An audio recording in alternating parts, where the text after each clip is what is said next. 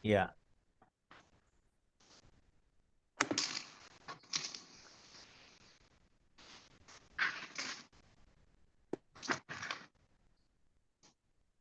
isu pastoral merupakan satu materi yang menyampaikan tentang hal-hal yang terkait tentang pastoral. Apakah itu tentang pengajaran ya yang bersifat doktrin, apakah itu terkait dengan informasi-informasi terkait dengan pelayanan, dengan sebuah sistem dalam pelayanan.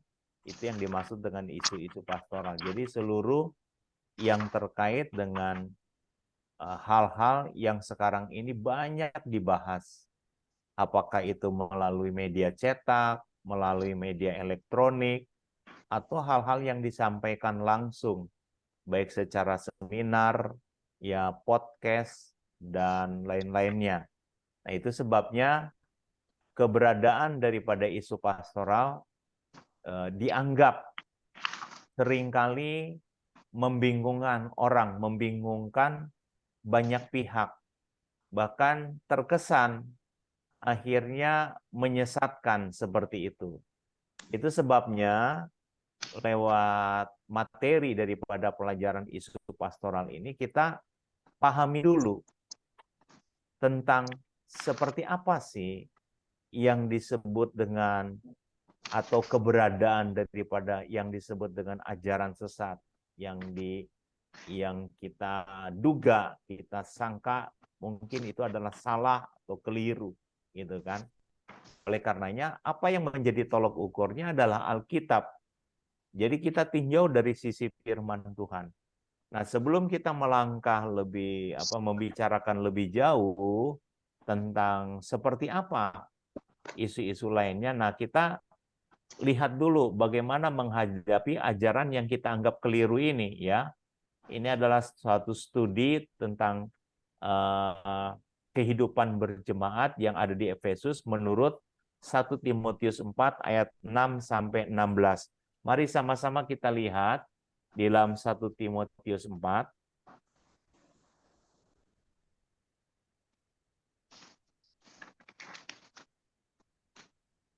ayat 6 sampai ayatnya 17.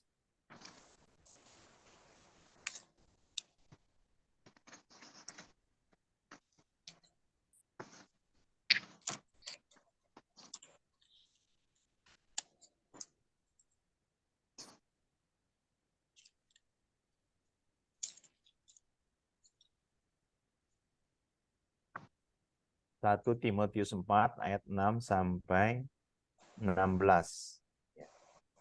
Ya, dikatakan demikian.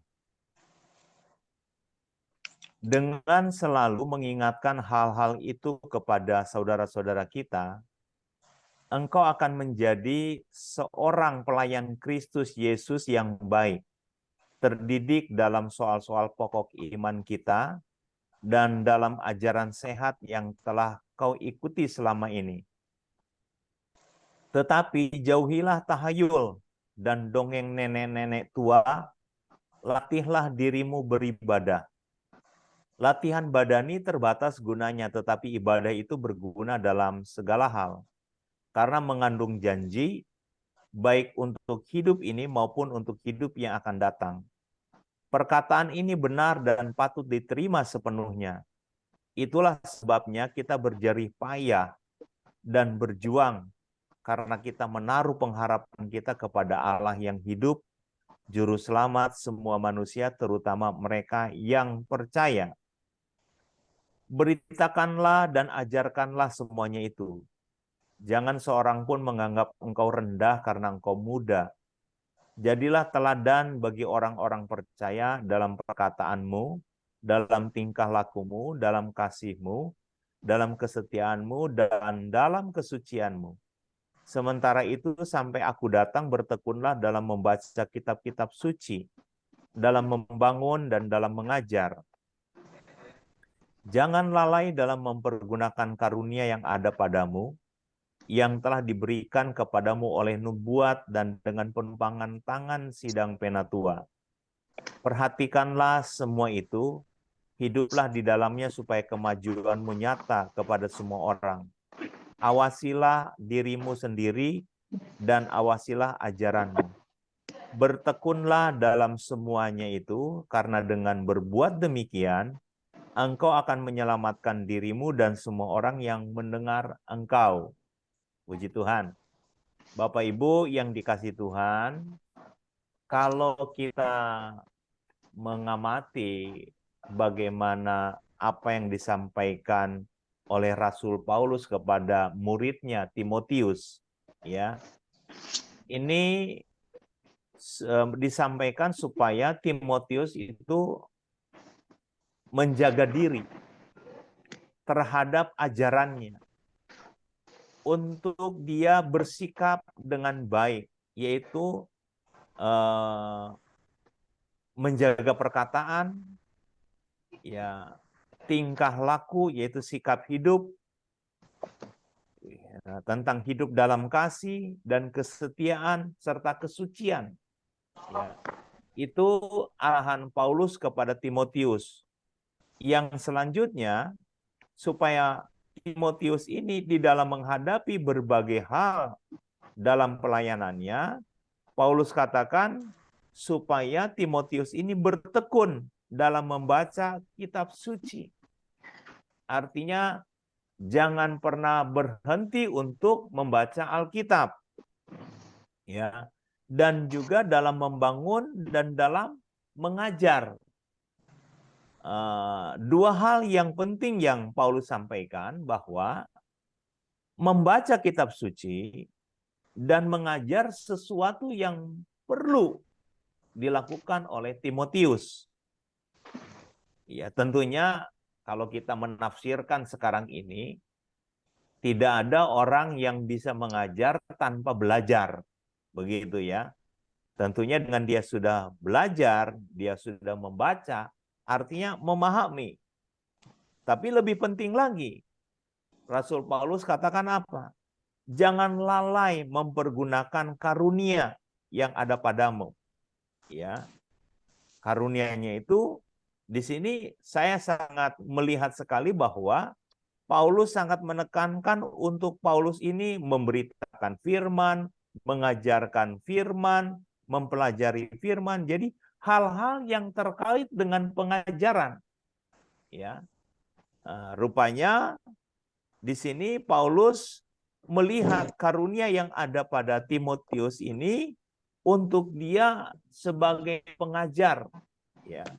Dan lebih jauh lagi Paulus menyampaikan supaya dia hidup, ya, di dalam menjalankan apa yang firman Tuhan sampaikan, dan juga bagaimana Rasul Paulus ini menyampaikan tentang daripada pribadi Timotius sendiri dengan mengatakan awasilah dirimu, awasilah ajaranmu.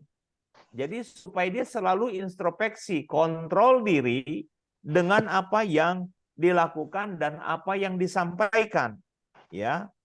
Dan dari hal tersebut, Paulus sangat menggarisbawahi tentang mengawasi diri dan mengawasi ajaran. Nah, dalam apa yang kita pelajari saat ini, ya, studi kasus terhadap isu-isu pastoral, bagaimana kita menghadapi ajaran-ajaran yang muncul, yang tanda kutip diasumsikan sesat, Bapak Ibu yang dikasih Tuhan. Berdasarkan 1 Timotius 4 ayat 16 ini, kita diajak untuk bisa memahami, mengerti dengan benar apa yang sesungguhnya firman Tuhan sampaikan kepada kita. Nah, konteks ini mari kita melihat dulu, ya, berdasarkan tulisan yang ada di slide, ya, di monitor masing-masing, bahwa keberadaan ajaran sesat adalah untuk melemahkan iman, ya, atas ajaran Alkitab. Ini sekali lagi, keberadaan ajaran sesat adalah untuk melemahkan iman, ya, atas apa yang Alkitab ajarkan kepada kita. Nah, itulah sebabnya penting untuk kita seperti Paulus katakan kepada Timotius, bertekunlah di dalam membaca kitab suci. Jadi kalau orang membaca kitab suci, dia akan memahami, mengerti yang didengar ini, yang dilihat itu benar atau salah. Ya. Ajaran sesat adalah ajaran yang menyimpang atau tidak sesuai dengan kebenaran Alkitab. Ya. Bukan saja keliru, tetapi betul-betul sudah tidak sesuai. Bukan saja dia hanya salah menyampaikan, tetapi sudah betul-betul menyimpang. Nah, azas atau dasar dari ajaran yang benar ini, sebagaimana Paulus sampaikan, perlu untuk dipelihara di dalam kehidupan rohani, ya, jemaat-jemaat, kehidupan para pemimpin Kristen, dan apalagi kita yang terlibat di dalam pelayanan, mengajar, apakah itu kita bersaksi, apakah kita berkhotbah, atau menyampaikan sesuatu tentang firman Tuhan.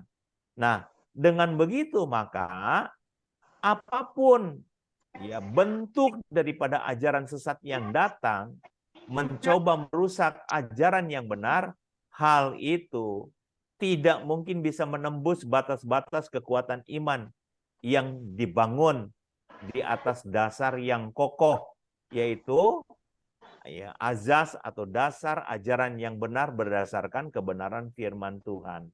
Bapak Ibu yang dikasih Tuhan, kalau kita melihat di dalam ayatnya yang ke-8, ya, di dalam Timotius 2 ayat 8, ya, coba kita lihat, ya, dikatakan begini.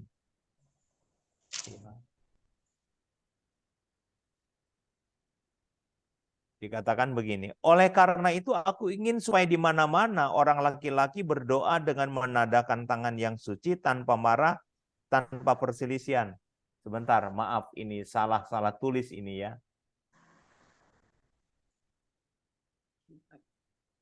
Bukan Timotius ini maksudnya ini ya. Saya lupa ini nulisnya di mana.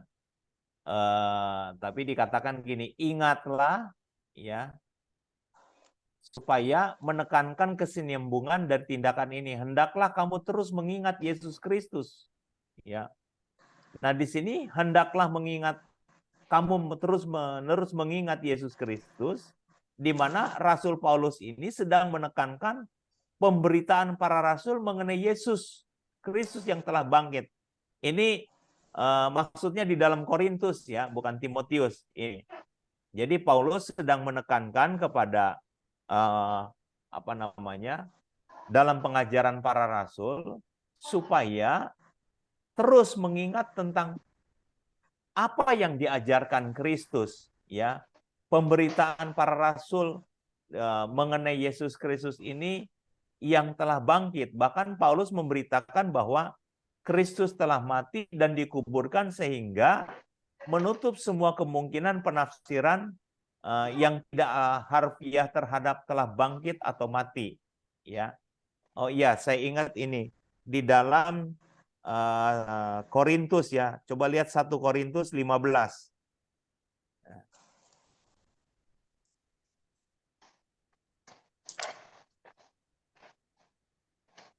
1 Korintus 15.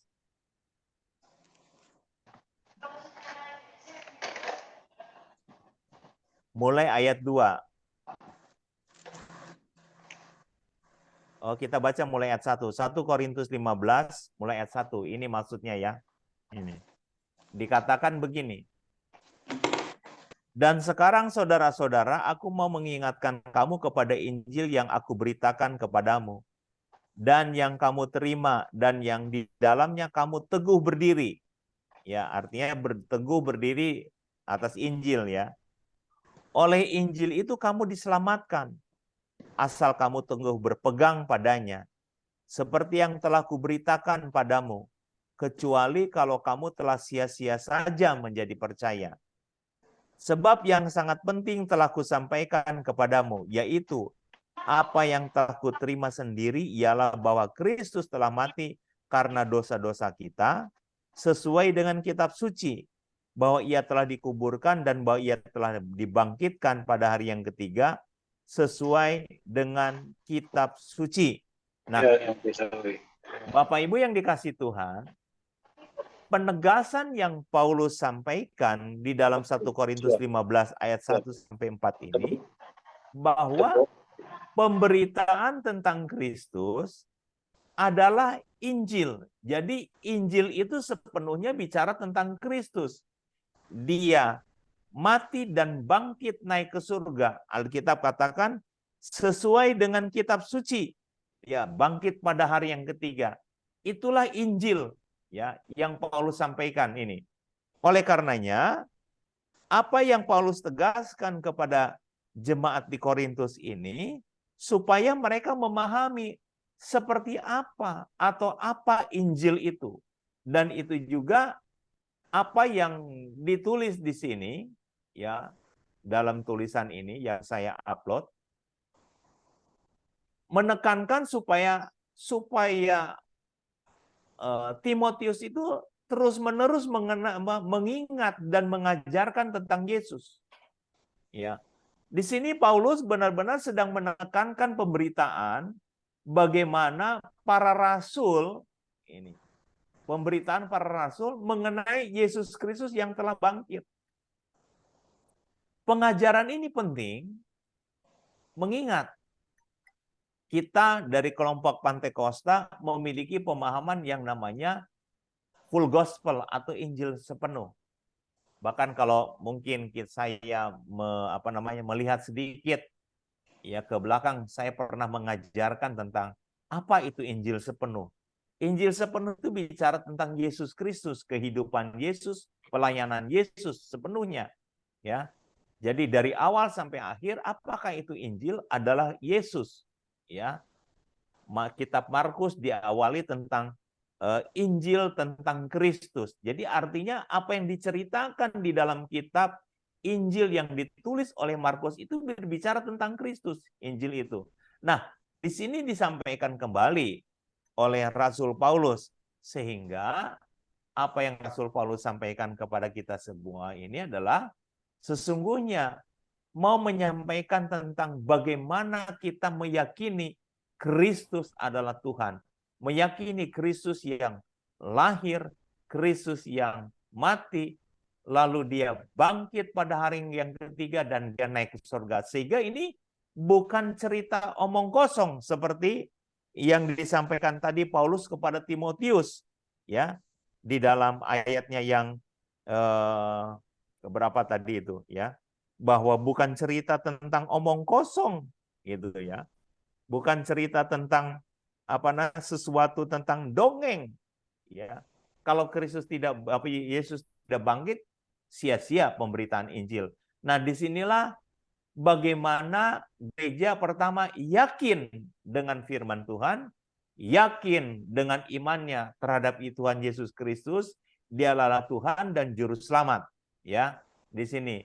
Jadi Rasul Paulus mengacu kepada Kristus dengan keyakinan imannya bahwa ini tidak mungkin tergoyahkan.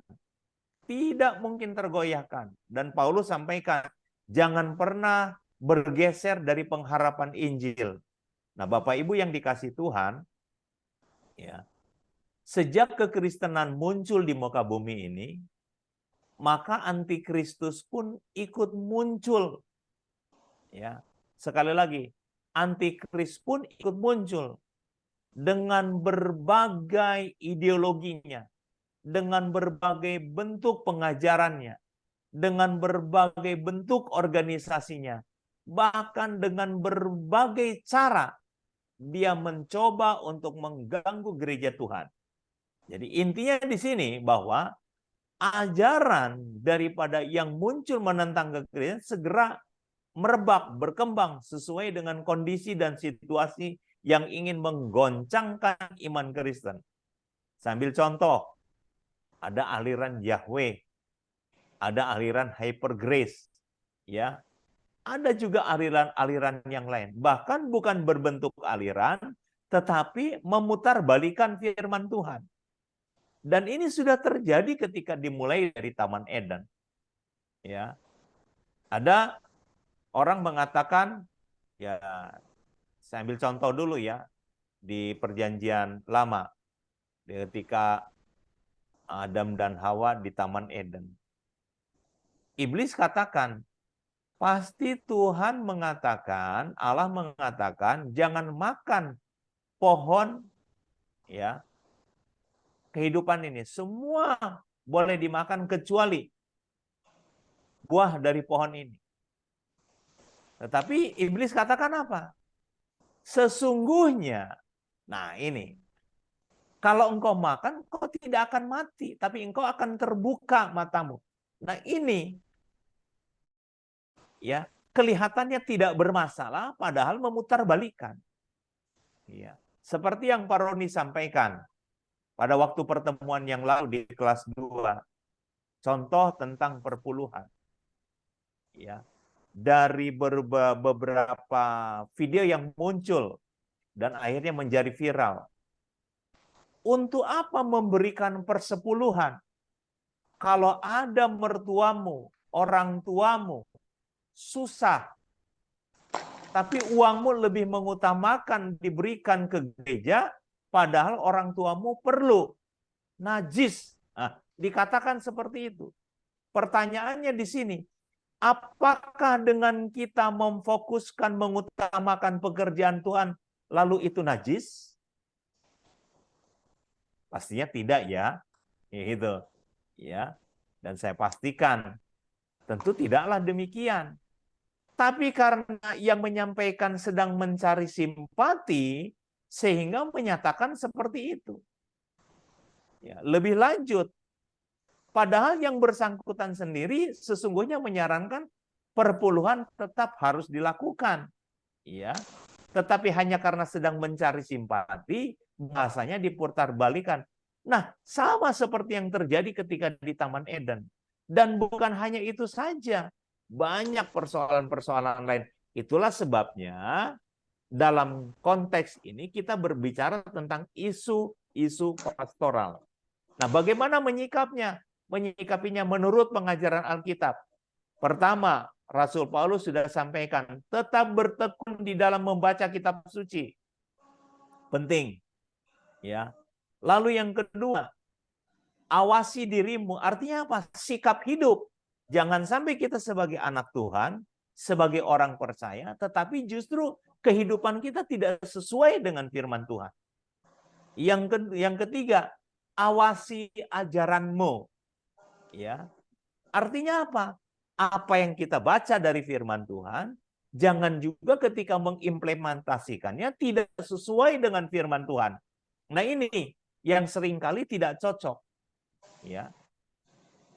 Untuk tidak mempelintir, tidak memutarbalikkan Alkitab, tidak menjadikan hanya karena untuk mencari simpati banyak orang, sehingga memutarbalikkan itu semua. Ya, Paulus katakan tentang hal itu jangan sampai terjadi pada diri Timotius. Ya, dengan selalu mengingatkan, Alkitab katakan selalu mengingatkan. Ya, ini Paulus kepada Timotius. Ya, oleh karenanya dari apa yang menjadi penegasan Rasul Paulus itu tentunya menjadi pegangan buat kita semua bagaimana studi di dalam 1 Timotius 4 ayat 6 sampai 16 ini menjadi satu pegangan buat kita di dalam menyikapi terhadap perkembangan isu-isu yang muncul di perkembangan gereja belakangan ini. Seperti itu, ya. Hypergrace ya. Mengatakan jangan takut menjalani hidup ini dan akhirnya kalau kita berdosa pun tetap Tuhan ampuni. Bapak Ibu bisa bayangkan menjalani hidup kalau sampai akhirnya berdosa, jangan takut. Bayangkan. Ya. Coba kita cerna kalimat ini. Lalu dia bilang apa? Karena kita ini hidup di masa kasih karunia, Tuhan pasti ampuni. Wow. Ya. Apakah kita sependapat? Itu sebabnya Alkitab katakan, jangan hidup di dalam dosa. Artinya apa? Hindari dosa. Kalau hidup di dalam dosa, itu menjadi satu kehidupan yang terus berlangsung. Beda kalau seseorang jatuh di dalam dosa. Itu akibat sebuah kesalahan dan bisa diperbaiki. Artinya secepatnya disadari, lalu selesai. Nah, ini salah satu contoh. Itu sebabnya perlu ada satu sikap yang baik dan benar. Muncul lagi ajaran yang lain. Ya, aliran daripada komunitas kelompok yang meyakini dengan nama Yahweh. Ya. Lalu secara hurufiah dalam penyebutannya mereka menambahkan seolah-olah itu adalah bahasa yang legal, padahal sebenarnya menurut Tetragrammaton daripada penyebutan pengucapan menurut konteks asli dalam bahasa Ibrani itu adalah salah, seperti itu, ya. Lalu dalam tradisi Yahudi sendiri ketika menemukan nama huruf, ya, Yod, He, Waw, He, itu orang Ibrani sudah tidak berani menyebut itu Yahweh. Karena apa? Nama itu terlalu kudus sehingga tidak boleh diucapkan.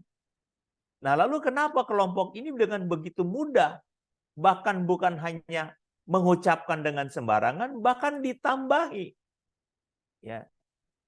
Di dalam huruf Ibrani itu aslinya tidak ada huruf hidup, semua huruf mati ditambahkan. Akhirnya disebut dengan kata Yahweh. Padahal sebetulnya tidak ada huruf A, tidak ada huruf E. Walaupun akhirnya JHWH, Yod He Vav He itu adalah Yahweh, begitu. Tetapi orang Ibrani begitu ketemu kata ini tidak langsung dia menyebutkan Yahweh. Tapi karena nama itu terlalu kudus, dia langsung menyebutkannya Adonai. Nah, ini yang yang muncul sebagai isu pastoral di belakangan ini yang begitu banyak mengganggu. Lalu memaksakan kehendak. Ya, sekali lagi, lalu memaksakan kehendak menggunakan nama Allah itu adalah nama yang dinyatakan sebagai dewanya orang Islam, sehingga Alkitab harus diganti, nggak boleh pakai nama Allah. Ya, itu nanti hal-hal itu kita akan bahas nanti, ya. Cuman ini sebagai pengantar kepada kita semua, ya, studi kasus bisa dibilang seperti itu. Bagaimana menyikapi ajaran-ajaran yang kita anggap sesat, yang kita anggap salah, berdasarkan 1 Timotius 4 ayat 6-16 ini menjadi satu kunci buat kita. Jadi pertama saya mengingatkan lagi, berdasarkan 1 Timotius 4 ayat 6-16, menyikapi hal-hal yang keliru, sebagaimana Rasul Paulus katakan, dimulai dari hidup kita. Awasi dirimu. Awasi dirimu. Ya. Ajarilah, awasilah ajaranmu. Ya. Dan giatlah dalam membaca kitab suci, yaitu membaca Alkitab. Dan ajarkanlah. Nah, jadi dengan demikian apa yang kita pelajari, apa yang kita awasi, berarti itu semua bagaimana mengantisipasi tentang hal-hal yang sesuai dengan Alkitab. Itu sebabnya ketika disampaikan untuk terus menyampaikan hal-hal yang tentang Kristus, karena Injil ini berbicara tentang Kristus sepenuhnya. Seperti itu. Lalu hal yang berikut, ya, ketika sejak kekristenan muncul, ada begitu banyak aliran-aliran yang muncul. Bahkan di Timotius itu dikatakan, ya, Jauhilah tahayul dan dongeng nenek-nenek tua. Ini sampai muncul istilah seperti itu. Karena apa? Yang begitu-begitu menjadikan begitu banyak iman Kristen itu langsung lemah, Bapak Ibu. Ya. Masa iya sih? Ya contoh ya, seorang anak kecil diceritakan seperti ini. Ayo, ini udah maghrib, jangan keluar, nanti ada genderuwo. Apa iya? Ya, seumur hidup saya, sekalipun dulu saya belum bertobat, saya belum pernah lihat tahu bahwa alo maghrib keluar rumah terus ada orang dibawa genderuwo. Kan itu kan hanya cerita untuk menakut-nakuti.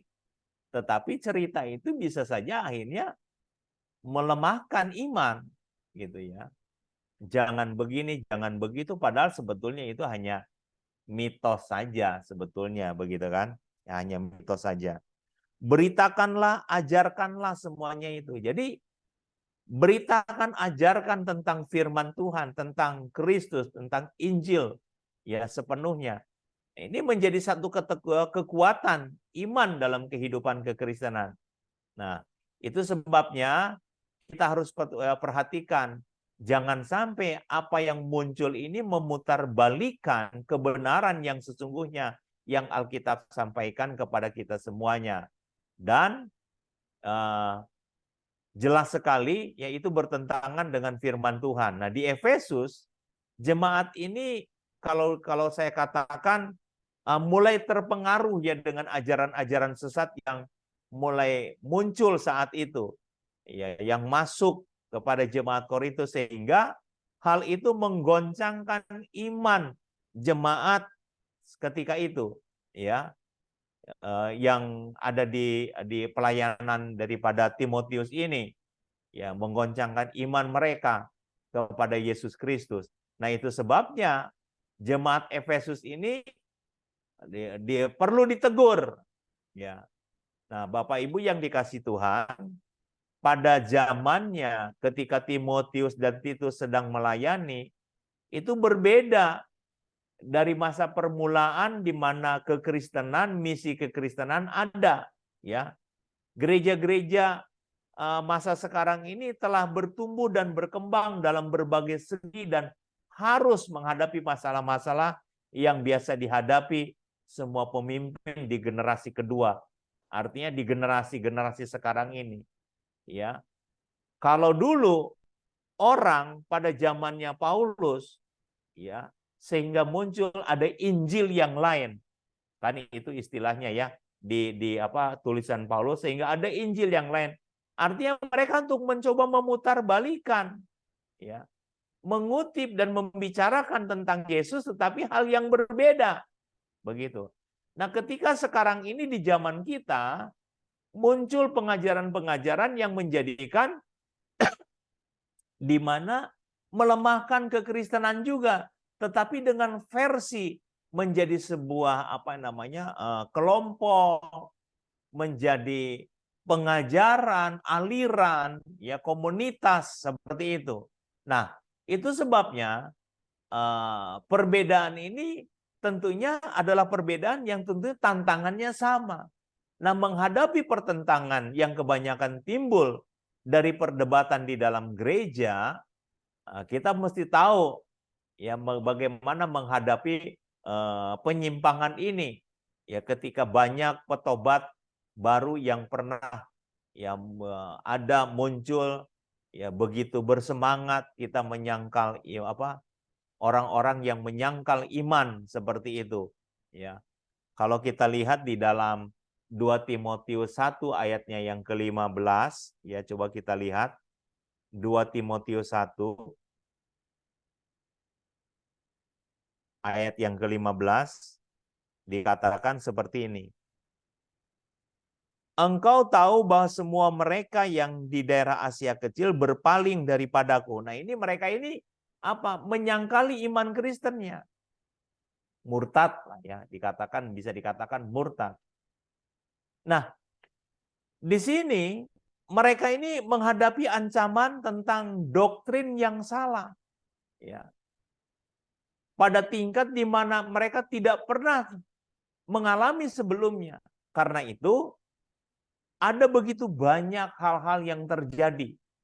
Bahkan bisa dikatakan ini adalah unsur politik rohani dalam pelayanan. Ya, yang merupakan prioritas dalam pemikiran Paulus. Ya, baik kepada Timotius dan Titus. Sehingga disampaikan supaya Timotius dan Titus itu harus berjuang demi iman. Gitu. Karena di zaman itu juga sudah ada. Mengapa di zaman sekarang para pemimpin gereja, ya artinya hamba-hamba Tuhan, kalau terlibat di dunia politik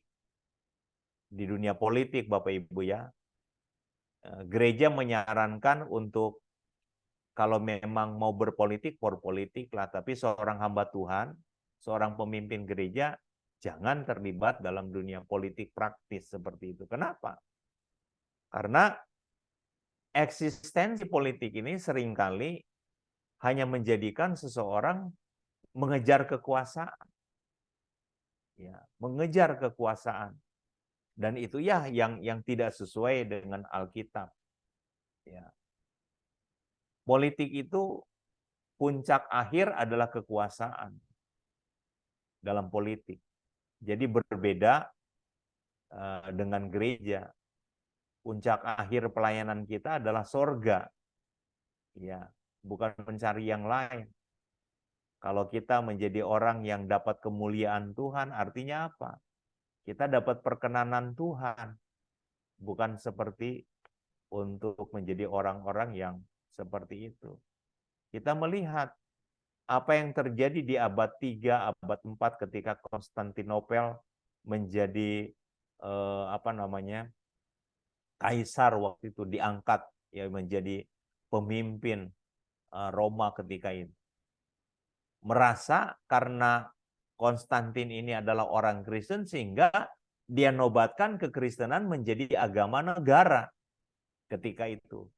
Dan saya katakan di sini sebenarnya pada waktu itu abad ketiga keempat ini puncak daripada kejayaan misi pada waktu itu terjadi.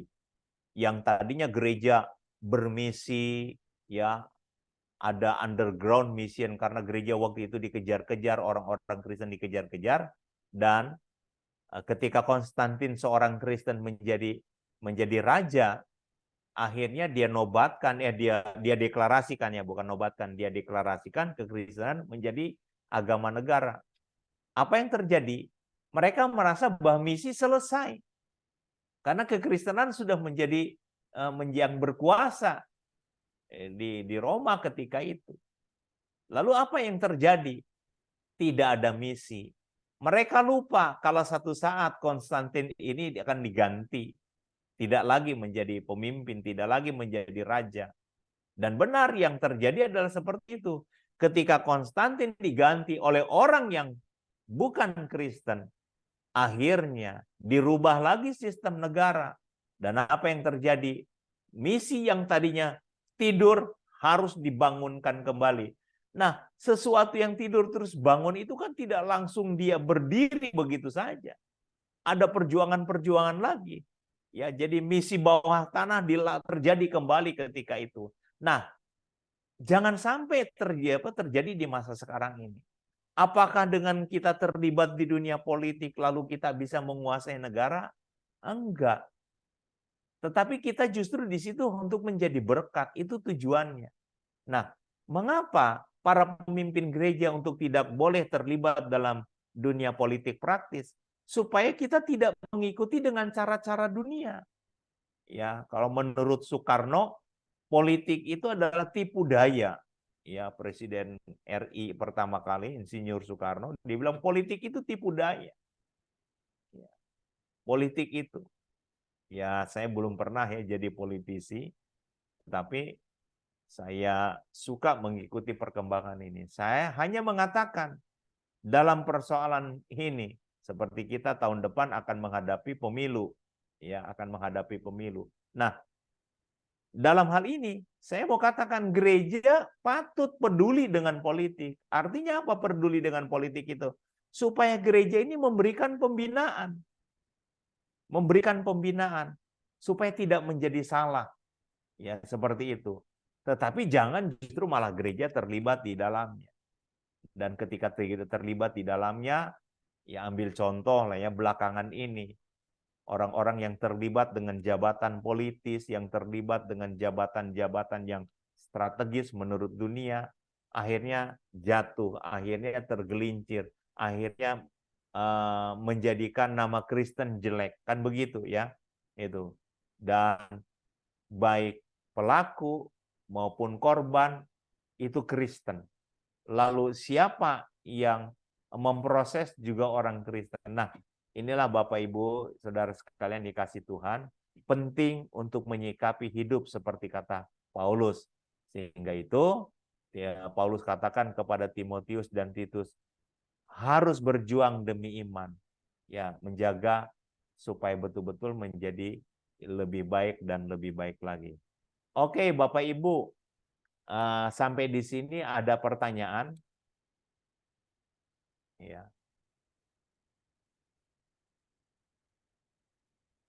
Ya, ini apa kita ambil studi banding ya, studi kasus atas persoalan-persoalan yang muncul dilihat dari 1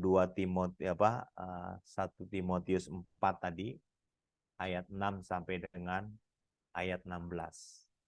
Ada yang mau ditanyakan?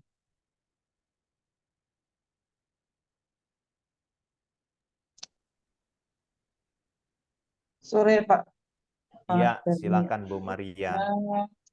tadi di 1 Timotius 4 ayat 7 kan jauhilah tahyul dan dongeng nenek tua itu ya. Latihlah dirimu beribadah. Memang itu luar biasa buat saya pribadi. Tetapi saya ingat ya katanya Pak Dhani tadi jangan percaya ada genderuwo, ada apa itu enggak. Karena kejadian ini nyata di tengah keluarga saya waktu itu kita belum seiman dengan kita semua, masih di luar sana. Tetapi ini nyata ya terjadi terhadap adik saya ya. Waktu itu adik saya masih kecil. Itu benar-benar maghrib.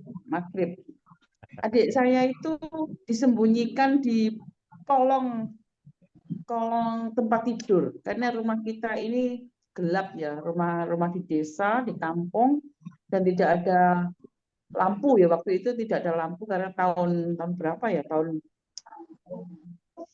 70-an tahun 70-an. Nah, sehingga saya benar-benar merasakan bahwa adik saya ini disembunyikan oleh genderuwo. Sebab waktu itu jedar katanya pelipisnya itu kena di tempat tidurnya uh, rumah kami. Itu satu.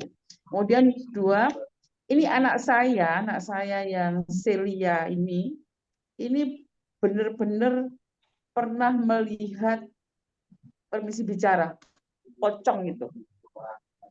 Ya. Ya, jadi memang ada dia bisa melihat waktu itu. Dia melihat pocong itu sampai beberapa kali. Saya yang nggak bisa melihat itu takut sendiri sehingga saya lompat-lompat lari-lari. Ya. Dari sini memang karena rumah kita ini kan waktu itu baru kita tinggali ya. Jadi kita perlu banyak berdoa, kita perlu banyak puji-pujian. Kalau rumah kita penuh dengan ibadah, penuh dengan doa dan sukacita, maka memang terasa bahwa beda rasanya. Di saat rumah ini penuh dengan kemuliaan Tuhan, rumah ini penuh dengan sukacita datangnya dari Tuhan. Begitu Pak Dhani, terima kasih. Oke. Nah, dari cerita ini yang Ibu sampaikan, Bu, Ya. saat ini pertanyaannya gini, Bu. Ibu yakin bahwa memang genderuwo itu ada? Ada Pak Dhani. Ya. Ada, yakin ada. Nah, yang saya ingin tahu Iya, ada Pak Dhani. di Zoom kita, seberapa banyak yang Bapak Ibu pernah lihat atau pernah tahu atau percaya bahwa genderuwo itu ada? Ada Pak Dhani. Saya Ya. paling tidak itu baunya.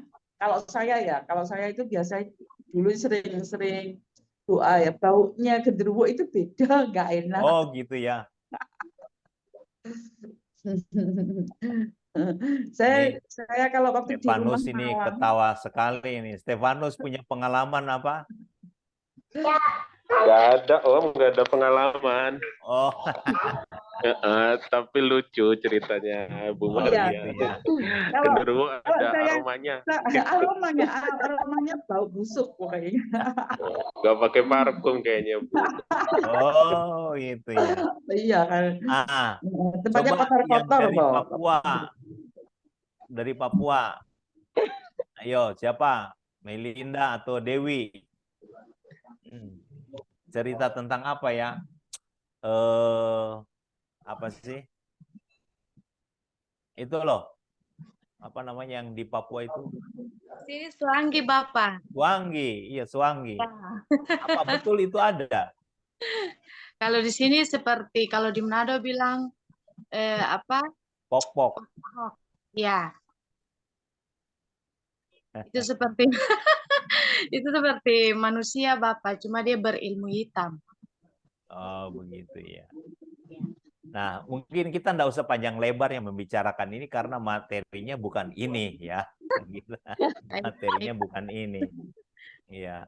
Atau mungkin ini ada lagi cerita satu kira-kira apa yang Bapak Ibu tahu persis ya, sehingga ini bukan hanya sekedar cerita tapi tahu gitu. Ada nggak? Nggak ada ya? Iya. Oke. Kita nggak usah terlalu, cuman gini penting untuk kita ketahui bersama. Kenapa saya katakan saya tidak percaya bahwa genderuwo itu ada? Yang ada itu hanya satu, iblis. Cuman dia menyerupai berbagai hal. Dia menyerupai pocong, menyerupai apa tadi itu suanggi, pokok, menyerupai berbagai macam. Bahkan Alkitab katakan iblis bisa menyerupai seperti apa? Malaikat. Gitu kan? Nah, tahu-tahu bahkan dia kita sedang duduk, sedang melamun, muncul seperti wah, mama kok sudah lama meninggal, itu tadi muncul depan saya. Nah, Bapak Ibu, ini yang saya katakan harus hati-hati. Sehingga itu Rasul Paulus mengingatkan kepada kita ya di dalam ayat 7, jauhilah tahayul. Jadi ketika ada hal-hal yang terjadi seperti Ibu Maria sampaikan tadi, itu adalah pekerjaan iblis. Ya sekali lagi, cuma namanya ya di berbagai daerah dengan tradisi budaya yang berbeda-beda namanya seperti itu. Gitu kan? Tapi sebenarnya itu hanya satu bentuknya, yaitu iblisnya. Dia menyerupai berbagai hal. Nah, untuk itulah sebabnya kita penting melalui apa pelajaran ini, ya, dan melalui studi banding ini, studi kasus ini, untuk kita mengamati dengan benar, seperti yang Paulus katakan. Yang penting pertama, baca Alkitab dan jangan pernah berhenti. Artinya apa? Jadikan Alkitab ini sebagai dasar yang betul-betul menguatkan, meneguhkan iman kita. Itu. Ya, dasar meneguhkan, menguatkan iman kita. Ya, sehingga oke lah hal itu ada di mana-mana. Ya, hal itu ada. Gitu. Saya pernah kok, saya sendiri pernah dulu ya. Tetangga saya itu udah mati 3 bulan sebelumnya. Tapi di waktu malam, papasan dengan saya waktu jalan. Setelah kira-kira 20 meter lewat, saya baru sadar. Loh, itu si ini kan udah mati 3 bulan lalu. Saya balik ke belakang udah nggak ada. Lari saya, pintu rumah saya tabrak. Gitu. Saking apa? Takutnya Bapak Ibu. Nah, cuman artinya begitu saya menjadi seorang hamba Tuhan dan mempelajari, oh ternyata saya selama ini hanya diintimidasi dengan apa namanya nama-nama yang menyeramkan itu, sehingga akhirnya kita menjadi takut, gitu kan? Itulah sebabnya Paulus ingatkan, jauhi cerita tahayul. Artinya udah jangan dipercayai. Selama kita mempercayai, selama kita meyakini, ya itu akan terjadi. Nggak usah hal itu. Ya. Kita lagi makan, tiba-tiba piringnya pecah. Lalu kita meyakini, ada apa ya, ada apa ya, ada apa. Soal kita terus menurut orang-orang yang ahli di bidang-bidang seperti itu, ya iyalah bisa terjadi. Wong kita sendiri yang minta-minta. Padahal dari sisi apa ya namanya ya, itu nasinya panas, sopnya panas, ditaruh di piring yang kira-kira sudah ada apa namanya sedikit retakan, begitu dikasih trak jadi pecah kan gitu. Jadi nah mungkin di situ yang pertama yang perlu untuk disikapi. Jadi namanya apapun itu tetap satu, setan ya, iblis. Jadi untuk kita tidak terkecoh. Walaupun dengan berbagai hal kita seringkali digoda. Ya, teman saya dia di waktu SMA jadi apa namanya semacam indigo begitu. Ya. Lagi duduk dengan saya, dia bilang gini, Pak Dani, itu di belakang siapa? Saya bilang, siapa? Saya sendiri. Itu ada yang di belakang. Dia sampai tidak bisa membedakan mana itu makhluk yang bukan manusia dengan yang, karena sudah saking sering melihat seperti itu. Saya bilang kamu harus berdoa supaya Tuhan tolong kamu jangan melihat lagi hal yang gitu, nanti hidup kamu terganggu. Ya. Awalnya dia kalau datang masuk di rumah makan, Bapak Ibu. Masuk di rumah makan. Begitu masuk dia bilang, jangan masuk, kita balik. Kenapa? Di meja-meja itu ada kayak ada makhluk yang sedang duduk, semua yang makan diludahin makannya. Itu berarti pesugihan. Bayangkan Bapak Ibu. Ya. Orang yang begitu akhirnya nggak jadi makan enak kemana-mana. Tetapi ya saya katakan kamu bersyukur bahwa kamu dikasih pengenalan yang begitu. Tetapi saya bilang udah minta Tuhan tutup, jangan lagi kamu punya karunia begitu. Nanti lama-lama jadi Roy Kiyoshi kamu, saya bilang gitu. Ya puji Tuhan sekarang ini udah enggak. Ya. Dan satu kali ketika dia datang di tempat saya, dia bilang, Pak Dani, itu di tangga ada nenek-nenek yang duduk di situ, jahil lagi, dia suka dorong. Saya bilang, udah kamu datang di tempat saya, jangan cerita yang enggak. Saya bilang, kalau saya kamu mau cerita apapun, enggak yakin. Tapi saya bilang, yang lain dengar bisa lemah. Saya bilang, udah nggak usah lagi cerita tahayul begitu. Saya bilang begitu. Nah, jadi Bapak Ibu, kita seringkali diintimidasi oleh cerita-cerita yang tahayul. Dan akhirnya apa? Alkitab katakan menyesatkan kepada kita semua. Ya, bisa menyesatkan kepada kita semua. Itu sebabnya lewat kajian ini kita perlu belajar. Dan kalau memang akhirnya merasa di lingkungan kita, di rumah kita, tempat tinggal sering diganggu hal-hal begitu, nah kitanya yang perlu introspeksi. Baca Alkitab terus tiap hari enggak, Paulus bilang. Berdoa enggak. Nah, Bu Maria bilang tadi, memuji Tuhan, menyembah Tuhan enggak, katanya. Gitu kan? Tapi kalau akhirnya ada pujian, penyembahan, ambiar setane, gitu kan? Dia pergi semuanya. Nah, kira-kira seperti itu Bapak Ibu ya. Dan kita harus meyakini, makanya Paulus katakan, Permisi, yakini dan terus beritakan tentang Yesus. Ya, karena kalau Yesus di dalam kita, tidak ada satu kuasa pun yang bisa mengganggu kita. Yakini tentang hal itu. Oke, kita break dulu 5 menit. Ya, silakan minum, silakan ke belakang yang mau ke belakang.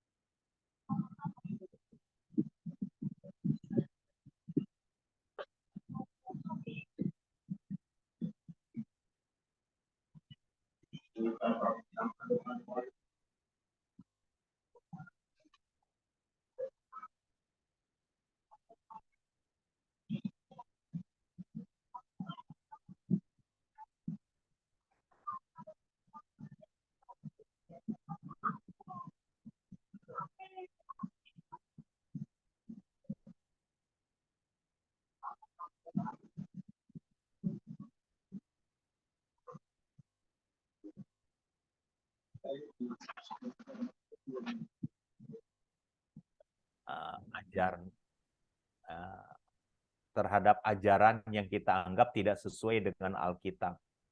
Dan itu pentingnya sikap ini muncul dari kita semua, dan secara alkitabiah apa sih yang firman Tuhan mau dari kita menyikapi terhadap ajaran-ajaran yang muncul. Ya, bagi gereja ini tentunya ini menjadi sesuatu yang meneguhkan kita ya. Nah, ini terambil dari 1 Timotius 4 ayat 6 sampai 16 tadi adalah satu ya bisa dikatakan hal-hal yang menguatkan, mengantisipasi atau sikap yang harus ada pada kita menghadapi ajaran yang tidak sesuai dengan Alkitab ya. Bahkan dari diskusi kita ternyata yang tahayul di Indonesia itu banyak sekali. Ya. Jadi ternyata dari sebuah mitos bisa jadi menyesatkan orang. Ya.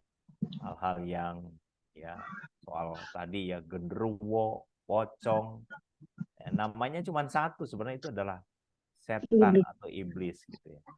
Baik, saya share lagi ya.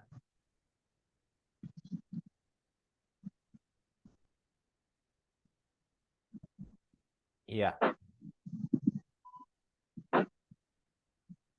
Yang selanjutnya, sikap orang percaya terhadap orang yang berbeda ajaran dengan agama Kristen.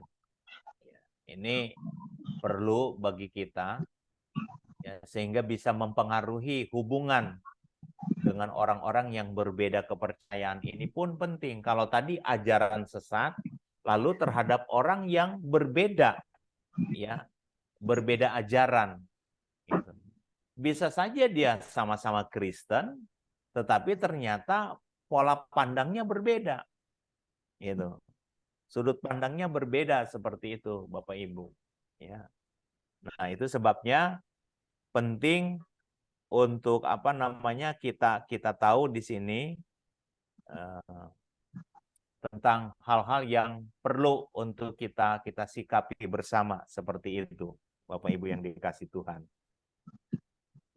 Nah, mungkin ada yang mau bertanya tentang atau contoh tentang ajaran yang berbeda. Ya. Yang mungkin Bapak Ibu ketika penginjilan, ketika menyampaikan hal-hal yang terkait firman Tuhan, lalu muncul. Nah, mungkin itu bisa disampaikan menjadi satu informasi kepada kita. Ada kira-kira Bapak Ibu yang seperti ini?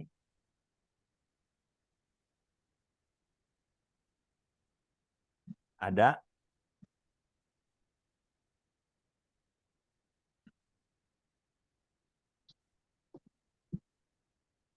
Nggak ada ya?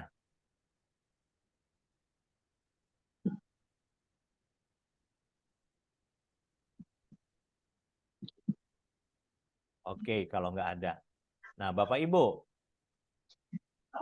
ada yang mengambil sikap menutup hubungan dengan orang yang berbeda pandangan.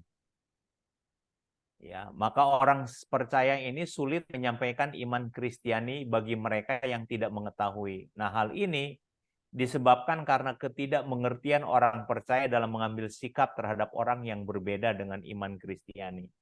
Mengapa tadi saya tanyakan mungkin punya pengalaman ketika penginjilan. Nah, apa yang saya ingin sampaikan kepada kita semua tentang hal ini. Nah, Bapak Ibu lihat apa yang saya tebelin di sini ya. Ini. Dalam hal mengambil sikap yang menutup diri, lebih baik udahlah daripada kita berdebat, lebih baik kita menyembunyikan diri. Nah, dalam persoalan ini, di sini secara bukan saja hanya secara pengetahuan tentang Alkitab, ya, tetapi juga secara apologetika kita penting tahu dalam persoalan ini, ya. Apa yang dimaksud dengan apologetika ini? Apologetika di sini maksudnya gini, bagaimana kita mempertahankan kebenaran iman Kristen supaya ya kita ini bisa meluruskan, atau kita paling tidak bisa memberikan satu kebenaran tentang firman Tuhan. Nah, mempertahankan kebenaran iman Kristen ini penting buat kita. Jadi jangan hanya sekedar mengambil sikap menutup hubungan, menutup diri terhadap orang yang berbeda pendapat, berbeda pandangan, gitu ya. Nah, sebab begini akhirnya orang yang menutup diri untuk menyampaikan satu kebenaran tentang kekristenan, ya, mereka sulit menyampaikan iman Kristen. Padahal kita perlu untuk kita sampaikan. Ketika kita setuju, ketika kita mendengar maksudnya ya, ada orang, Roh Kudus itu kan zaman dulu. Ya, pada waktu masa Pentakosta, sekarang udah nggak ada. Nah, kita punya sebuah pengalaman rohani dan Roh Kudus sampai hari ini up to date. Ya, firman Tuhan tetap relevan ketika Roh Kudus dicurahkan dan sampai hari ini itu ada dan terjadi. Gitu. Apakah ini bukan isu tentang pastoral? Ya, isu yang harus dijawab juga, Bapak Ibu yang dikasih Tuhan. Ya. Ada orang mengatakan bahwa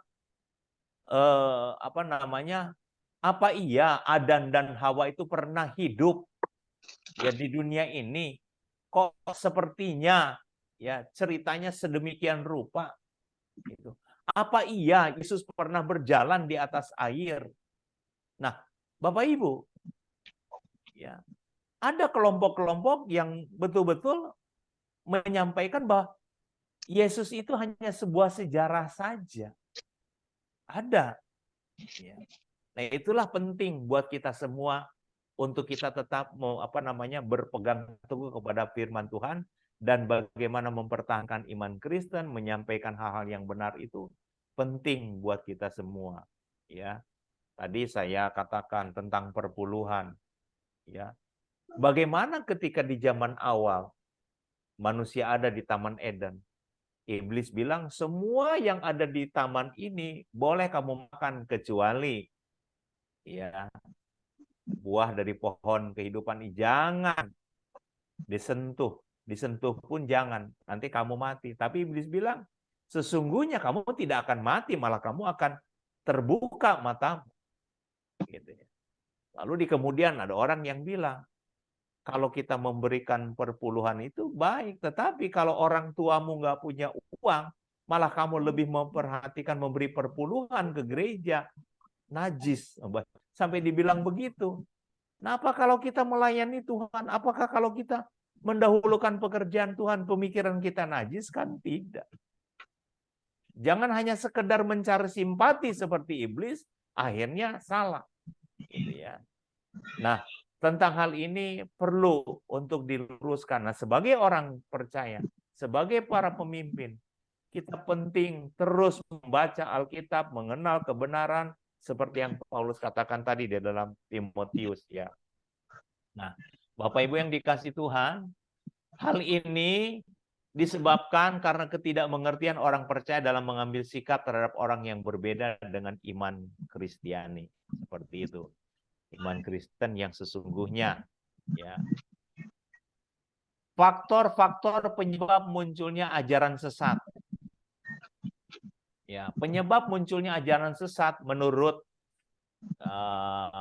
beberapa penulis ya, maksudnya ini saya mengambil dari beberapa penulis Itu. Yang pertama, yaitu pengaruh latar belakang. Artinya dari sistem hidup yang lama. Sistem hidup yang lama. Latar belakang. Nah, seperti tadi ada budaya dulu. Ya. Namun sekali lagi, jangan sekarang ini akhirnya itu menjadi satu keyakinan buat kita. Jangan sampai. Lalu yang kedua, pengaruh sinkritisme ajaran-ajaran agama dunia dengan filsafat sekuler dan iman Kristen. Ya, ajaran-ajaran agama duniawi dengan filsafat sekuler dan akhirnya bertentangan dengan iman Kristen. Ya, itu. Lalu yang ketiga, ketidakpuasan dan kekecewaan orang Kristen terhadap praktek kerohanian gereja resmi yang sudah merosot. Ya. Kelihatannya di sini gereja ada, tetapi nilai-nilai di dalamnya, pelayanannya, ternyata sudah salah. Baik orientasinya, tujuan pelayanannya, tujuan gerejanya, apalagi bicara pengajarannya, seperti itu. Ya. Sudah banyak yang keliru di dalamnya, sehingga terjadi yang namanya kemerosotan. Lalu yang keempat, vitalitas rohani gereja, rohani gereja semakin merosot dan rapuh akibat pengaruh materialisme. Ya. Baru-baru saya mengikuti ibadah online ketua umum. Dalam khotbahnya ketua umum bilang begini. Ya. Begitu beliau menyebut tentang contoh nih katanya, persembahan. Tapi beliau mengatakan, maaf ya, saya orang yang tidak pernah Bapak Ibu perhatikan bicara tentang uang. Dan baru kali ini. Nah, artinya apa? Jangan sampai khotbah itu uang. Saya pernah dengar sendiri Bapak Ibu. Saya melihat dan saya boleh menilai. Ya, sekarang ini jemaat sudah tidak lagi memperhatikan persembahannya kepada gereja. Sudah malas memberikan perpuluhan. Sudah malas lagi berkorban di gereja.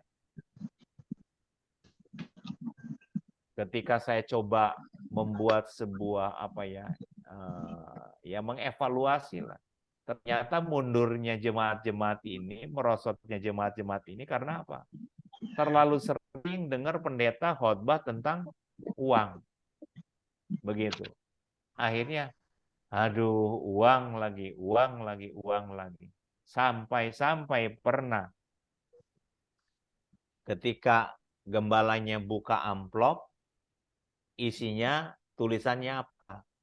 Uang ini bukan uang haram. Ya. Jadi tolong diterima dengan baik. Coba bayangkan, sampai ada tulisan begitu. Ya. Nah, Bapak Ibu, pengaruh materialisme itu penting. Bukan hanya uang, tapi ada begitu banyak hal yang berbicara tentang materialisme ini, gitu ya. Lalu yang berikut, adanya intervensi dan pengaruh ajaran daripada kuasa kegelapan. Nah, ini penting untuk kita ketahui bersama. Dalam hal-hal terkait dengan munculnya ajaran sesat, bukan saja hanya kekeliruan dari apa yang disampaikan atau diputarbalikan. Dari pola kehidupan, dari pola cara berpikir, itu bisa saja menjadi sesuatu yang salah ya dalam kesehariannya.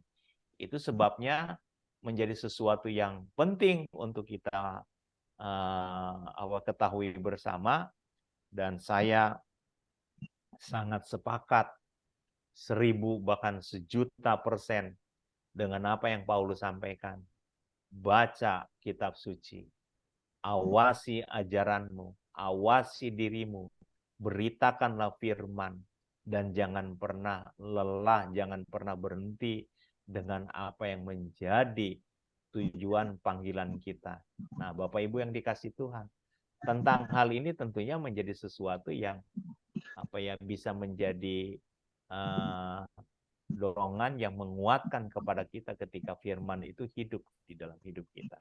Gitu.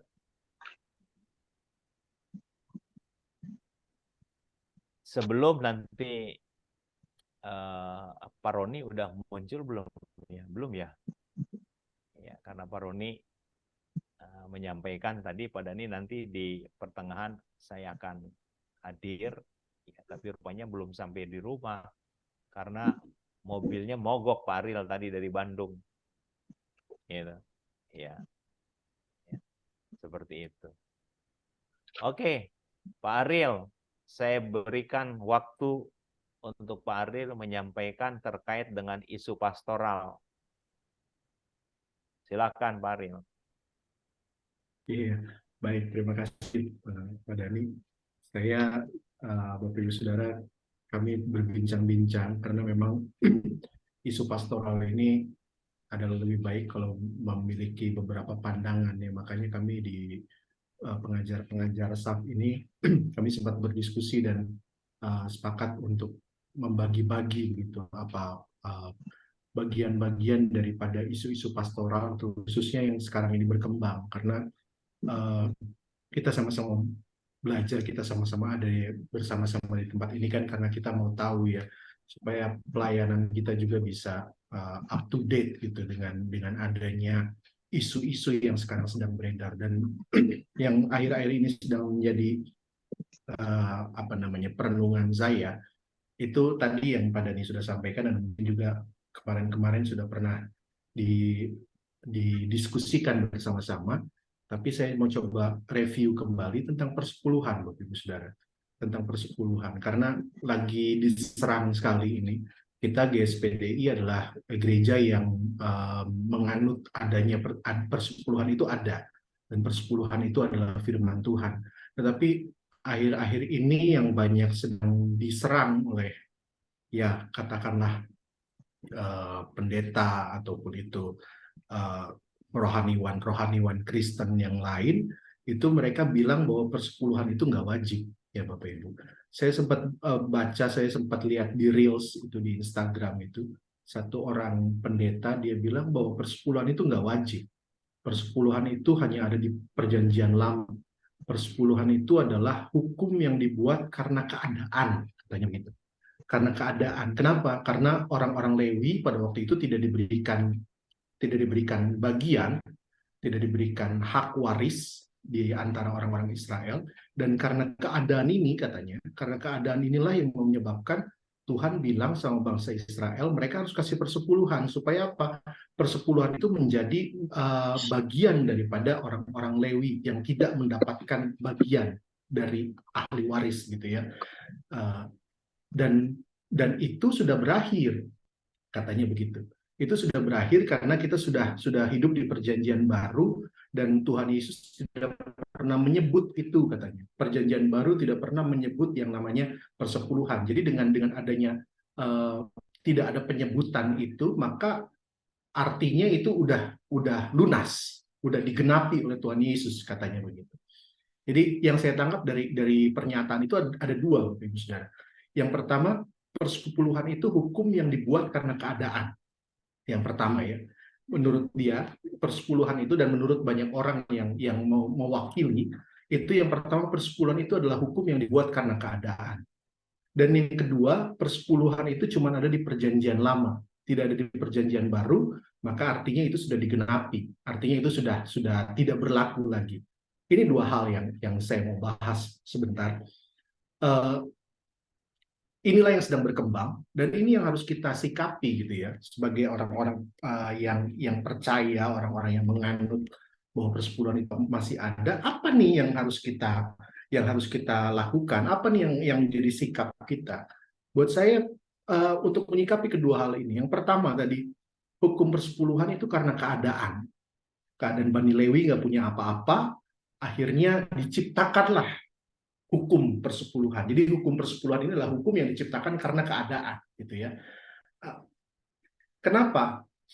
Apakah itu benar? Saya mau bilang itu salah. Imamat pasal yang ke-27 ayat yang ke-30, kita pakai ayat ya Bapak Ibu. Saya boleh minta ini, Pak Dhani? Boleh minta share screen? Dalonika mungkin bisa minta share screen saya. Oke, terima kasih. Imamat pasalnya yang ke-27 ayat yang ke-30. Boleh saya minta salah satu bacakan? Salah satu dari Bapak Ibu dengan hormat boleh bacakan Imamat pasalnya yang ke-27 ayatnya yang ke-30. Imamat pasal 27 ayat yang ke-30.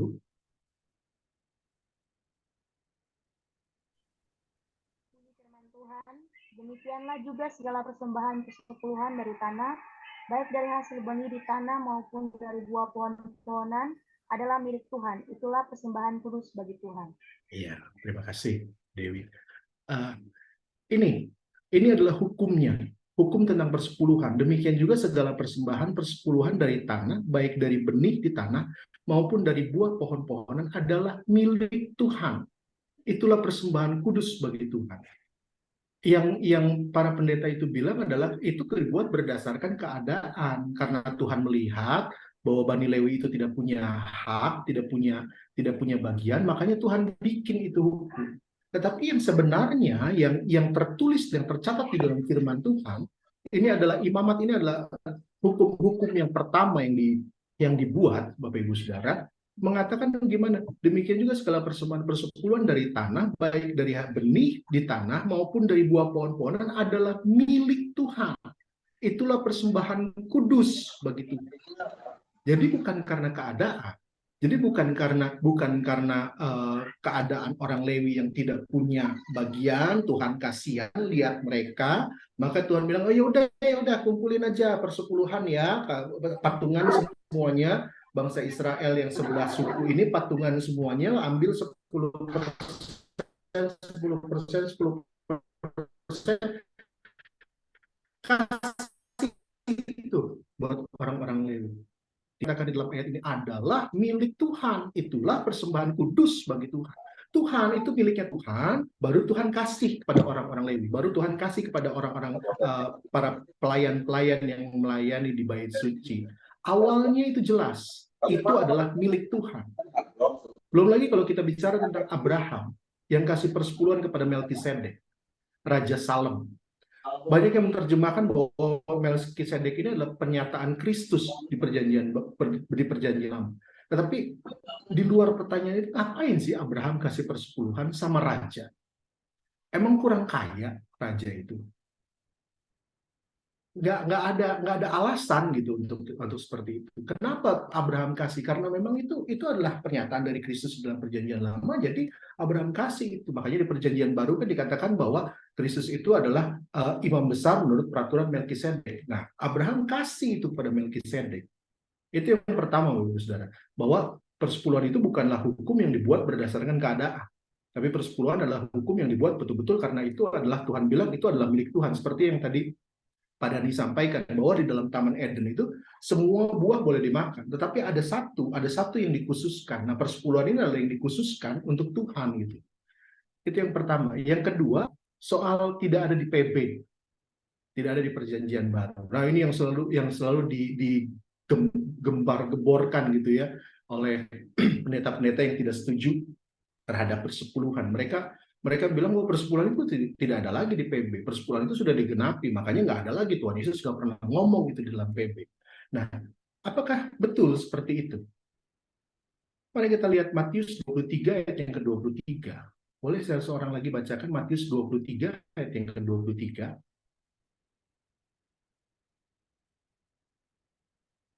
Matius 23 ayat yang ke-23. Boleh siapa yang sudah menemukan? Bacakan ayat ini. Matius 23 yang ke-23.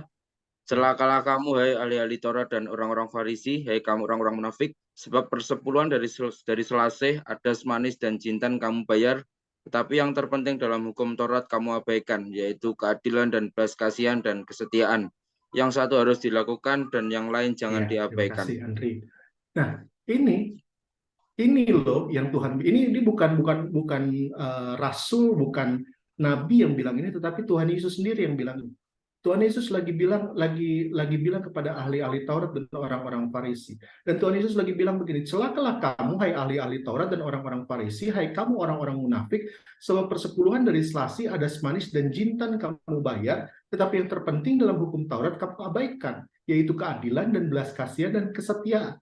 Saya berhenti dulu sampai di situ, Bapak Ibu Saudara. Kalau saja ayat ini berhenti sampai di situ. Kalau saja ayat ini stop sampai di situ dan Tuhan Yesus tidak lanjutkan perkataannya, maka saya adalah orang yang pertama yang akan bilang bahwa benar, persepuluhan itu tidak ada lagi. Benar, persepuluhan itu udah nggak ada lagi, udah nggak perlu lagi diiniin, udah nggak perlu lagi kasih persepuluhan, nggak ada itu persepuluhan. Tapi masalahnya, Bapak Ibu Saudara, masalahnya ayat ini tidak berhenti sampai di situ. Ayat ini tidak berhenti sampai di yang terpenting dalam hukum Taurat kamu abaikan, yaitu keadilan dan belas kasihan dan kesetiaan. Nggak berhenti sampai di situ. Tetapi ayat ini dilanjutkan dengan apa? Yang satu harus dilakukan dan yang lain jangan diabaikan. Tuhan Yesus lagi bilang harus ada keseimbangan. Harus ada yang satu harus dilakukan, yang lain jangan diabaikan. Kenapa? Karena pada waktu itu, saudara-saudara, ahli Taurat dan orang-orang Farisi ini, Tuhan Yesus bilang orang-orang yang munafik. Kenapa? Mereka bayar tuh persepuluhan, mereka kasih itu persepuluhan. Dari persepuluhan selasi yang kecil-kecil, yang ada manis, jinten gitu ya, daun yang ada di daun-daun jintan yang ada di kebun mereka hitung itu ada 10, mereka kasih itu, ambil, mereka petik satu, kasih ke bait Allah. Itu mereka lakukan, gitu. Mereka lakukan dengan benar-benar dihitung dengan sangat baik. Ekstrim yang itu mereka lakukan. Tetapi yang lainnya yang ada di dalam hukum Taurat, keadilan, belas kasihan, kesetiaan, itu mereka abaikan gitu saja. Bahkan ada cerita yang bilang bahwa kalau mereka lagi berhutang sama orang lain gitu ya, mereka akan bilang, oh nggak bisa, saya udah habis uang saya. Karena apa? Karena saya udah harus kasih persepuluhan. Oh, kewajiban untuk membantu orang tua udah nggak ada sama sekali. Kenapa? Saya udah kasih itu untuk persepuluhan, saya udah kasih itu untuk ke bait Allah. Nah, itu yang Tuhan Yesus tantang. Jangan seperti itu. Yang satu harus dilakukan dan yang lain jangan diabaikan. Tuhan lagi bilang harus seimbang. Nah, yang terjadi sekarang sayangnya adalah ekstrimnya berubah, Ibu Saudara.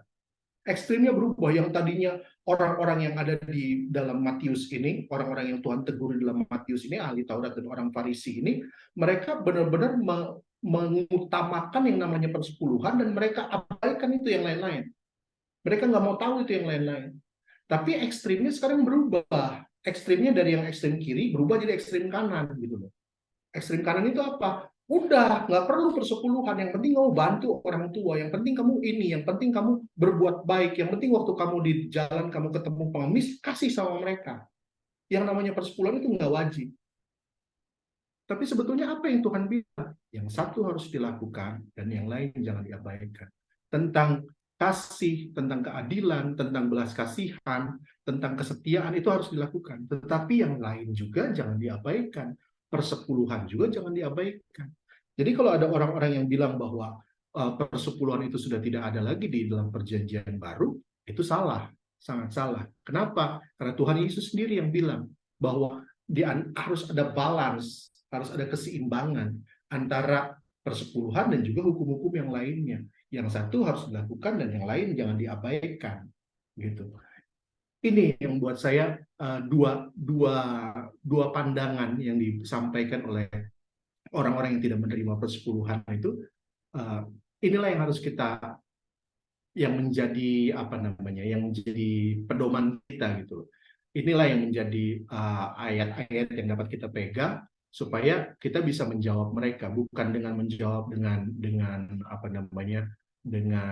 sembarangan seperti yang Paulus bilang kepada Timotius, kamu harus mempertanggungjawabkan imanmu tetapi dengan sopan, dengan baik. Ini yang harus kita sampaikan kepada mereka supaya apa? Mereka juga tahu gitu, mereka juga bisa melihat bahwa bukan yang mereka katakan itu tidak benar. Yang mereka katakan tentang persepuluhan itu adalah hukum yang berdasarkan keadaan, lalu persepuluhan itu tidak ada di dalam perjanjian baru, itu semuanya ada. Kenapa sih saya melihatnya? Kenapa sih kok ini ditutup-tutupi? Kenapa sih kok seolah-olah kalau kita harus akui bahwa ini adalah pekerjaan setan, saudara, pekerjaan iblis yang sedang mau menutupi supaya orang nggak kasih persepuluhan. Kenapa sih? Kita balik lagi ke dalam ayat gacoknya, ayat jagoannya persepuluhan ya, Maleakhi 3 ayat yang 10. Boleh bacakan Maleakhi pasal 3 ayat yang 10? Siapa yang sudah menemukan? Maleakhi pasal yang ketiga ayat yang 10.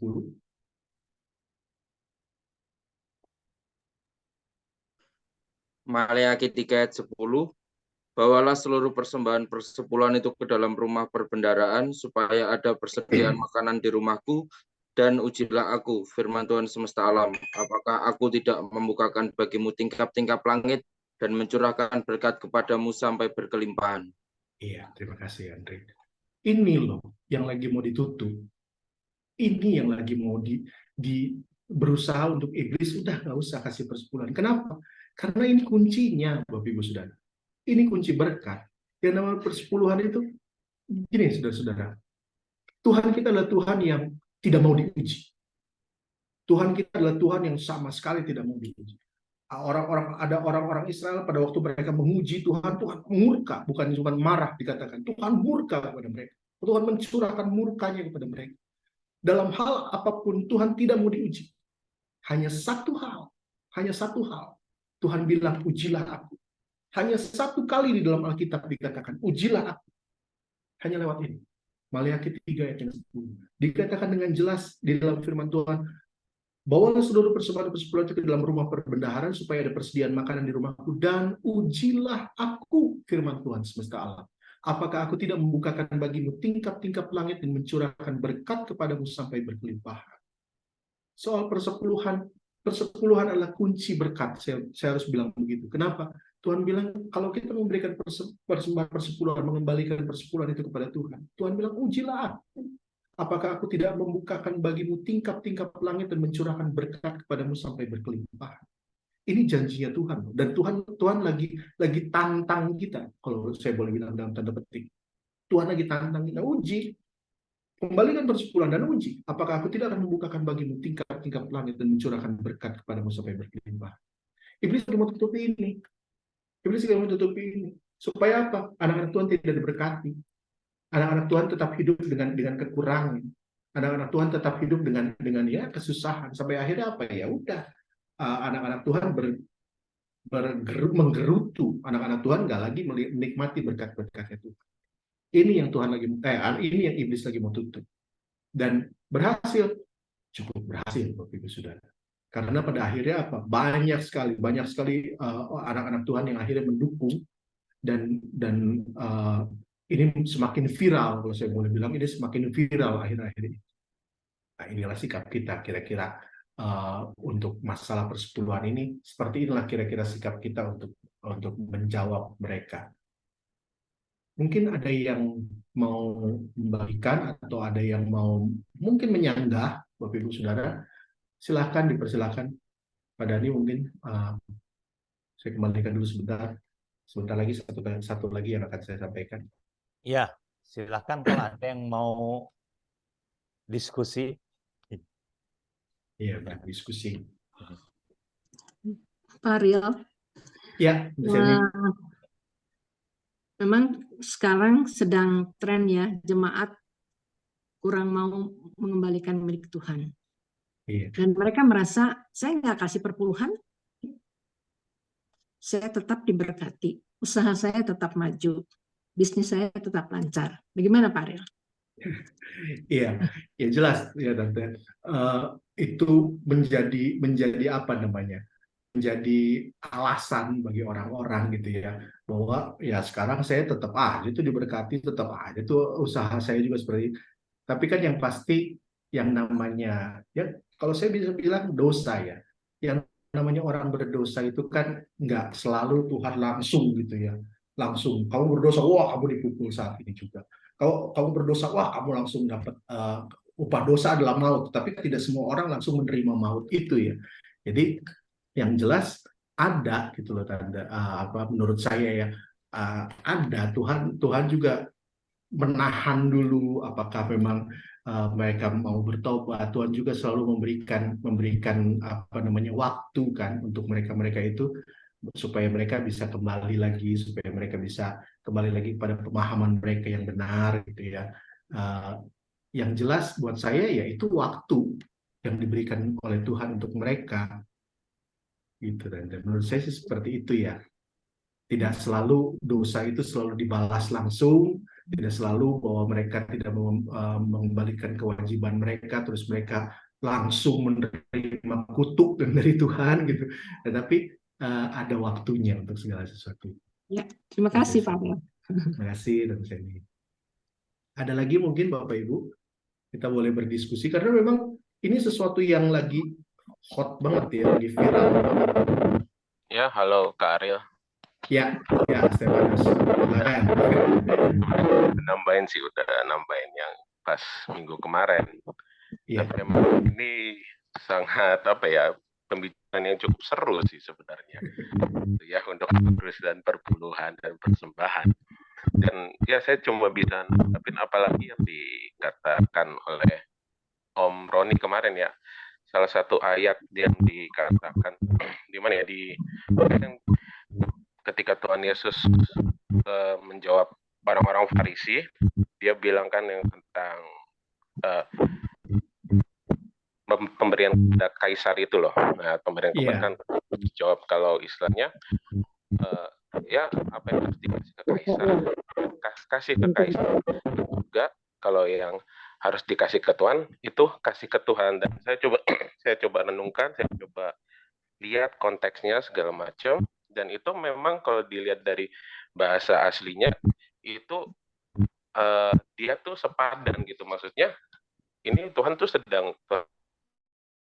tuh sedang ngomong uang gitu, bukan istilahnya memberikan kepada Tuhan.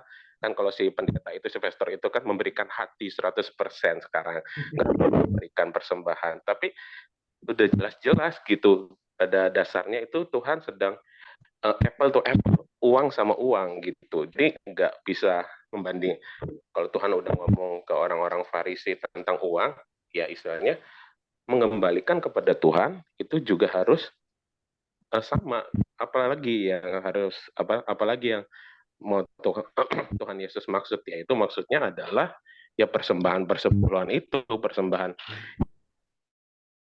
Tuhan tentang kitab Taurat, dan nggak bisa dihapuskan sih ya menurut saya. Karena ini saya satu lagi sih mau nambahin, karena Tuhan sendiri yang membandingkan dirinya bukan sama siapa-siapa, tapi Tuhan membandingkan dirinya sama Mamon gitu. Nah, masalah uang ini akar dari segala kejahatan kan cinta uang. Bagaimana kita bisa menjadi bendahara yang baik? Salah satunya lewat persepuluhan. Karena kita harus ingat, harus sepakat bersama bahwa semua berkat yang kita miliki itu dari Tuhan. Kadang-kadang kita mikirnya kita memberikan sebagian kepada Tuhan, memberikan haknya Tuhan, padahal haknya Tuhan itu semua yang ada di dalam diri Tuhan gitu loh. Jadi kita tuh mau nggak menjadi bendahara yang baik, mengembalikan ya Tuhan sebenarnya kalau ini yang nggak butuh gitu loh, tapi itu mau Tuhan lihat adalah bagaimana kita melakukan kebenaran, bukan mau melihat uangnya nominalnya berapa, tapi bagaimana kepercayaan kita. Nah itu yang dipertahankan dari perjanjian lama sampai perjanjian baru tentang Mamon itu. Makanya saya percaya bahwa Yesus ngajarnya bahwa persepuluhan itu harus adalah suatu kebenaran buat orang-orang percaya. Itu sih kalau dari saya sih, Kak Ari. Iya, terima kasih Stefanus. Iya, jelas sekali ya. Dan ini yang menarik buat saya. Yang menarik, mereka akhirnya bilang begini, udah nggak usah kasih persepuluhan, karena persepuluhan itu udah nggak perlu. Kenapa? Karena Tuhan tuh sebetulnya itu tadi yang Stefanus bilang, semuanya itu milik Tuhan. Jadi mereka arahkan ke situ gitu. Mereka arahkan ke semuanya itu milik Tuhan. Jadi bukan cuma 10%, tapi 20%, 30%, 40%, bahkan 100% kita harus serahkan kepada Tuhan. Buat saya ini semakin blur ya. Ini semakin mereka itu semakin membiaskan gitu loh. Jadi gimana nih? Bukan 10%, tapi semuanya. Nah, bagaimana mungkin tadi yang Stefanus bilang, bagaimana mungkin kita mau bisa taat, bisa mengikuti setia kepada sesuatu yang lebih besar, sedangkan sama yang 10% aja kita belum bisa taat. Mereka bilang nggak usah kasih persepuluhan, tapi yang milik kita itu semuanya untuk Tuhan, seluruhnya. Mereka arahkan ke situ gitu. Ya betul sih, tapi kok sepertinya maaf kalau saya bilang ini di antara kita ya. Mereka lagi diputerin supaya ngasih lebih gitu loh. Supaya ngasihnya jangan cuma 10%, tapi 20%, 30%, bahkan seluruhnya yang kita miliki itu kita harus berikan untuk Tuhan. Menurut saya ya itu tadi, untuk yang kecil aja, untuk yang 10% aja kita nggak mau, kita belum bisa untuk setia, bagaimana kita mau memberikan lebih daripada itu? Betul, jelas bahwa seluruhnya, seperti tadi Stefanus bilang, seluruhnya kita ini adalah milik Tuhan. Tetapi bagaimana kita mau memulai dulu dari yang kecil dulu itu? Kira-kira seperti itu. Terima kasih Stefanus. Ada lagi mungkin Bapak Ibu yang mau berbagi atau bertanya, berdiskusi? Pak Aril, saya Ya, mau Bu Lisbeth, silakan. Iya, saya mau bertanya nih. Kan perpuluhan itu kan wajib, ya, Iya. wajib hukumnya berarti. Jadi ini ada seseorang yang sudah tidak mewajibkan lagi persepuluhan. Katanya itu sudah tidak perlu, karena mungkin lihat banyak kan di YouTube sekarang ajaran-ajaran yang sudah menyimpang. Dan itu pun dia sudah ajarkan kepada istrinya. Karena istrinya kan suka memberi 1/10 ini dari penghasilan yang ada. Tapi kayaknya dia larang. Nggak usah lagi, itu nggak penting. Yang penting kata, persembahkanlah tubuhmu sebagai persembahan yang hidup dan yang berkenan kepada Tuhan. Ya bagaimana itu Pak? Ya, terima kasih Bu Lisbeth. Ya seperti yang saya sampaikan tadi ya, bahwa terlalu muluk-muluk kalau kita bilang seluruhnya untuk Tuhan. Seluruhnya, iya betul. Tetapi bagaimana kita bisa melakukan yang seluruhnya kalau yang 10% aja kita belum bisa lakukan. Kita masih belum setia. Kita masih nggak usah kasih. Jadi yang kita mau kasih apa dong gitu. Yang kita mau kasih apa, berapa yang tadi yang saya baru bilang, apple to apple nih kita nih. Bisa bicara Tuhan lagi bicara tentang memperbandingkan dirinya dengan Mammon, karena memang ini yang paling bermasalah di dunia ini adalah versusnya Tuhan itu adalah Mammon. Nah, bagaimana kita bisa bilang 100% kalau kita tidak bisa memberikan uang kita dari yang 10% itu? Kira-kira seperti itu ya Bu Lisbeth, karena persepuluhan itu ya jelas tadi yang saya sampaikan tadi, bahwa bukan cuma sekedar hukum yang dibuat berdasarkan keadaan, dan juga sudah jelas saya sampaikan tadi bahwa di dalam perjanjian baru Tuhan Yesus sendiri mengatakan bahwa itu tetap berlaku, tetapi seimbanglah. Tuhan Yesus bilang begitu, seimbanglah antara jangan terlalu fanatik sama yang persepuluhan, tetapi juga jangan tinggalkan persepuluhan gitu. Maksudnya jangan terlalu fanatik, apa maksudnya? Bukan berarti tidak usah dikasih, tetapi kasih. Kenapa? Yang saya tangkap begini, dengan kita berusaha untuk mengembalikan persepuluhan, bukan memberikan, maaf. Dengan kita berusaha untuk mengembalikan persepuluhan, maka yang lain-lain itu akan ditambahkan. Kan firman Tuhan sendiri bilang, carilah dahulu kerajaan Allah dan kebenarannya, maka semuanya itu akan ditambahkan untuk kita. Artinya apa? Kita lagi butuh untuk yang lain, kita punya kebutuhan. Jelas, saya juga merasakan yang namanya kehidupan sehari-hari itu kalau mau dihitung-hitung di atas kertas ya, itu nggak mungkin tuh dengan pendapatan kita, apalagi gembala-gembala yang pendapatannya nggak jelas gitu ya, tergantung berapa yang dapat dari jemaat. Kalau kita mau hitung-hitung itu di atas kertas, nggak mungkin bisa mencukupi. Tetapi taat saja. Tuhan lagi mengajarin itu sama kita. Taat saja. Karena pada waktu kita mengembalikan miliknya Tuhan, aku akan memberikan itu, aku akan menambahkan itu. Dan firman Tuhan dalam Maliaki tadi, ujilah aku, apakah aku tidak akan membukakan bagimu tingkap-tingkap langit. Yang lain-lainnya itu akan disediakan Tuhan. Jadi dahulukanlah Tuhan, utamakanlah Tuhan, carilah dahulu kerajaan Allah, maka semuanya itu akan ditambahkan untuk kamu. Kira-kira seperti itu, Bu Lisbeth. Iya. Ya, Saya bertanya, Iya, makasih. Pak Ariel ya, ya Pak Didik, silakan. dari Sidoarjo. Oh iya, Kemudian Kalau saya Yudit, shalom Mbak. dia punya jangan kau sesat, ya, so, dapat di materi ini mana? Isu-isu. ini siapa dulu nih yang mau? Ya, silakan Pak Didik. Baik, kita lanjut, Pak. Jadi fenomena di gereja kami sebenarnya ya belajar patuh itu sudah terjadi.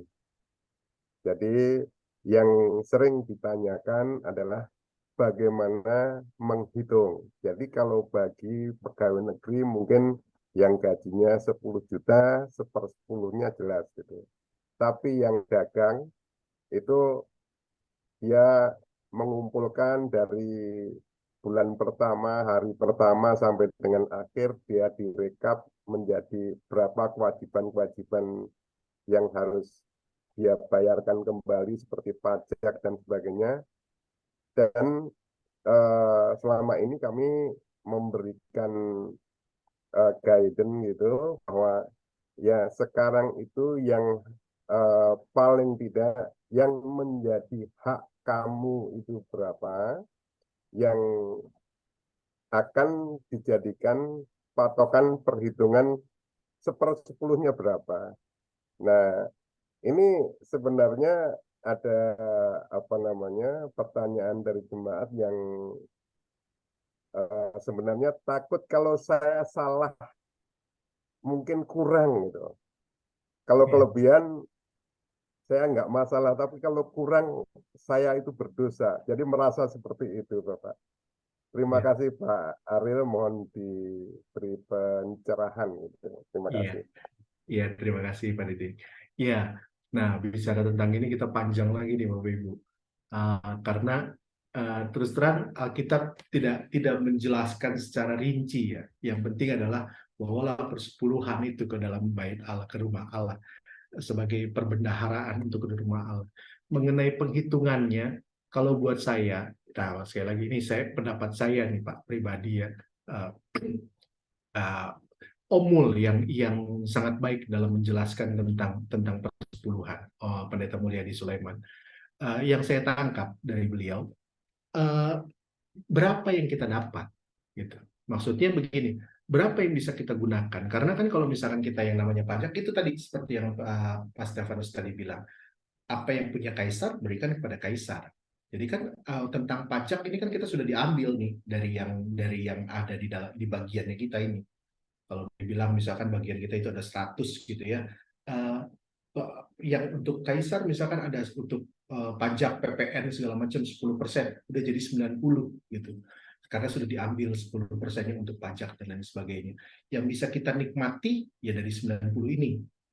Kalau buat saya ya itu dari 90 itu 9 kita kasih untuk Tuhan, karena yang kita bisa nikmati itu gitu. Kayak seperti misalkan nanti kalau misalkan kita seperti misalkan apa ya, soal pedagang yang untuk beli rumah gitu, terus begitu dia jual rumah dia dapat 1 miliar, harus dikasih 100 juta, sedangkan dia itu untuk modalnya dia untuk yang ini lagi, itu kan nggak fair kalau kita tagih itu juga gitu ya. Tapi misalkan karena dia memang pekerjaannya adalah jual beli rumah, jadi modalnya dia sudah dia keluarkan terlebih dahulu, dia harus sediakan modal lagi untuk berikutnya gitu. Nah itu saya rasa yang bisa dia nikmati, yang bisa kita nikmati dari uang itu berapa gitu.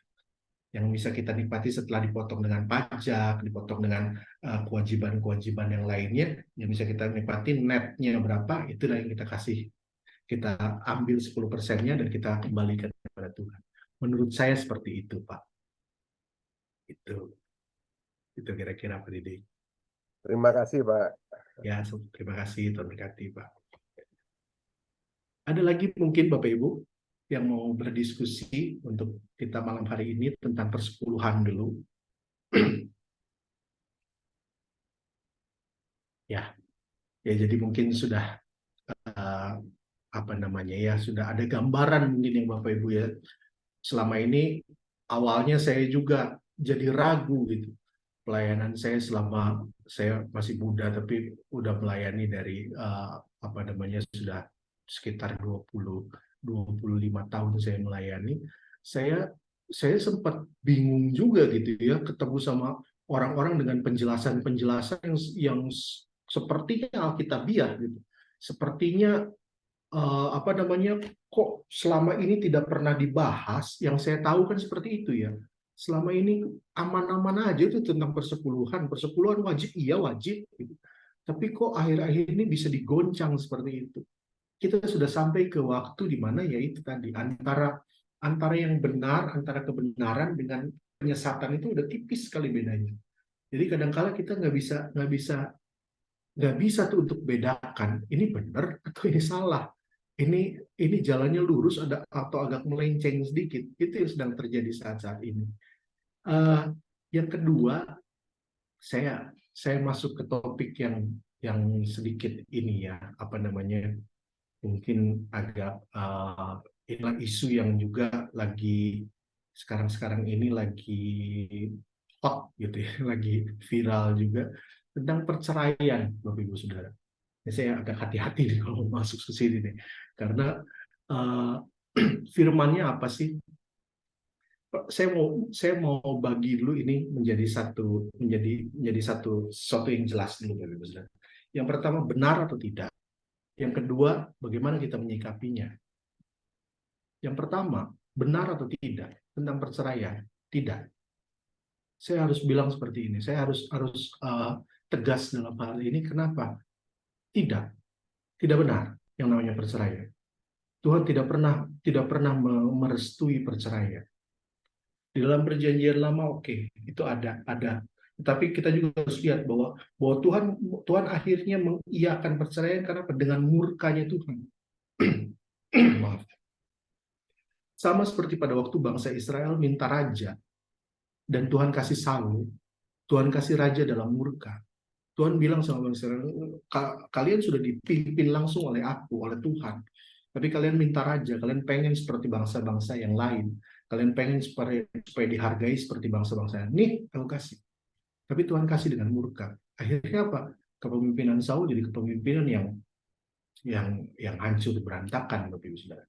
Demikian juga dengan perceraian. Tuhan akhirnya mengizinkan perceraian, Tuhan mengiyakan perceraian, tapi dengan murka. Kalau ada orang-orang yang mau melakukan perceraian, ya terimalah murkanya Tuhan.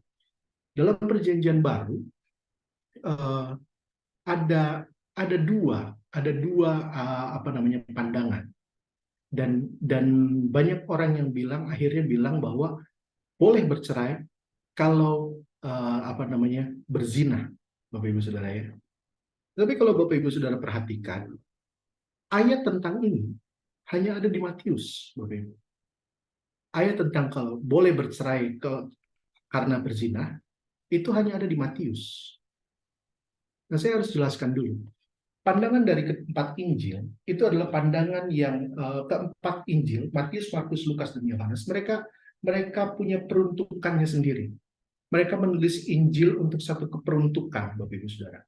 Yang Injil-Injil yang lain, Markus, Lukas, apalagi Yohanes, itulah Injil-Injil yang ditulis oleh para rasul untuk orang-orang yang di luar Yahudi. Orang-orang Yunani, orang-orang yang di luar Yahudi. Tetapi untuk Matius adalah rasul yang menulis Injil untuk orang-orang Yahudi. Khusus untuk orang-orang Yahudi. Makanya ada yang namanya kata itu. Kenapa bisa ada kata itu? Kita membandingkan dengan apa yang terjadi pada waktu Yusuf dengan Maria, Bapak Ibu Saudara. Pada waktu Yusuf dengan Maria, pada waktu Yusuf mendengar bahwa Maria itu sudah hamil di luar nikah, dalam tanda petik, pada waktu Yusuf mendengar akan bahwa Maria sudah hamil, maka dia berniat untuk menceraikan Maria. Maaf, saya belum sempat buka ayat-ayatnya, Bapak Ibu. Saya belum sempat persiapkan ayat-ayatnya. Tapi itu yang terjadi. Yusuf berniat untuk menceraikan Maria. Dikatakan di dalam Injil Matius seperti itu, menceraikan Maria. Tetapi pertanyaannya, apakah mereka sudah menikah, Bapak Ibu? Belum, mereka belum menikah. Mereka baru bertunangan. Nah, di dalam adat Yahudi, Bapak Ibu Saudara, di dalam adat Yahudi, Yang namanya bertunangan itu ikatannya sudah seperti menikah, hanya tanpa tidur bersama, tanpa persetubuhan. Tetapi yang lain-lainnya, hubungan dengan keluarga, hubungan dengan masyarakat, hubungan dengan orang-orang lain, mereka sudah dianggap sebagai suami istri, Bapak Ibu Saudara. Jadi hukumnya itu sudah semengikat itu. Makanya pada waktu Yusuf mendapati bahwa Maria sudah hamil, Yusuf menceraikan, berniat untuk menceraikan, memutuskan hubungan pertunangan. Nah, yang dimaksud oleh Matius pada waktu dia bilang bahwa perceraian itu diperbolehkan karena zina, itu maksudnya ke sini. Maksudnya kepada hubungan yang masih dalam pertunangan ini, Bapak Ibu Saudara. Karena dalam adat Yahudi seperti itu keadaannya. Makanya Matius bilang boleh untuk bercerai kalau yang pasangannya itu berzina. Tetapi maksudnya perceraian dalam hal apa? Perceraian orang-orang yang masih bertunangan. Tetapi untuk yang lainnya tidak. Makanya Markus, Lukas, Yohanes tidak pernah membahas tentang boleh bercerai karena berzina. Tidak pernah ada.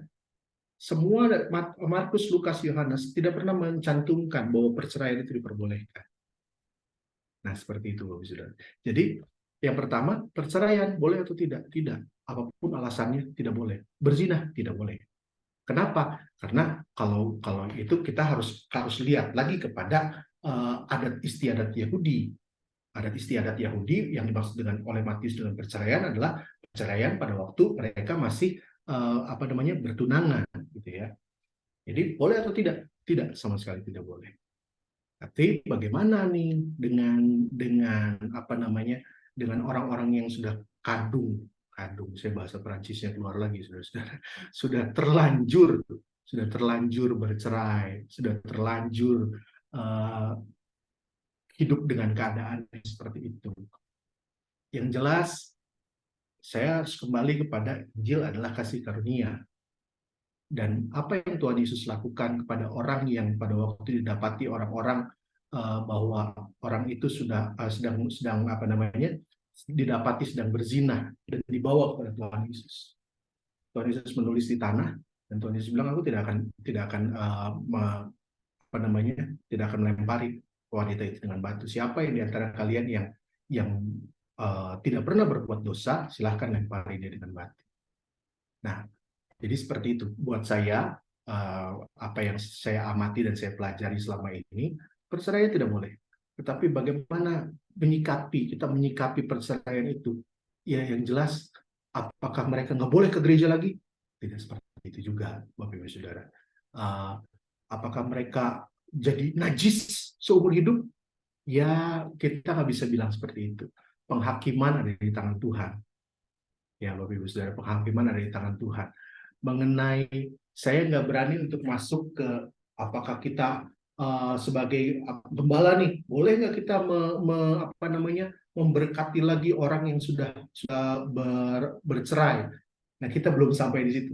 Ini sedang digodok oleh kami yang ada di tim ad hoc doktrin, Bapak Ibu Saudara, dan kita sedang mencoba untuk menemukan apa sih maksud Tuhan yang sebenarnya seperti apa, yang sesuai dengan Alkitab seperti apa.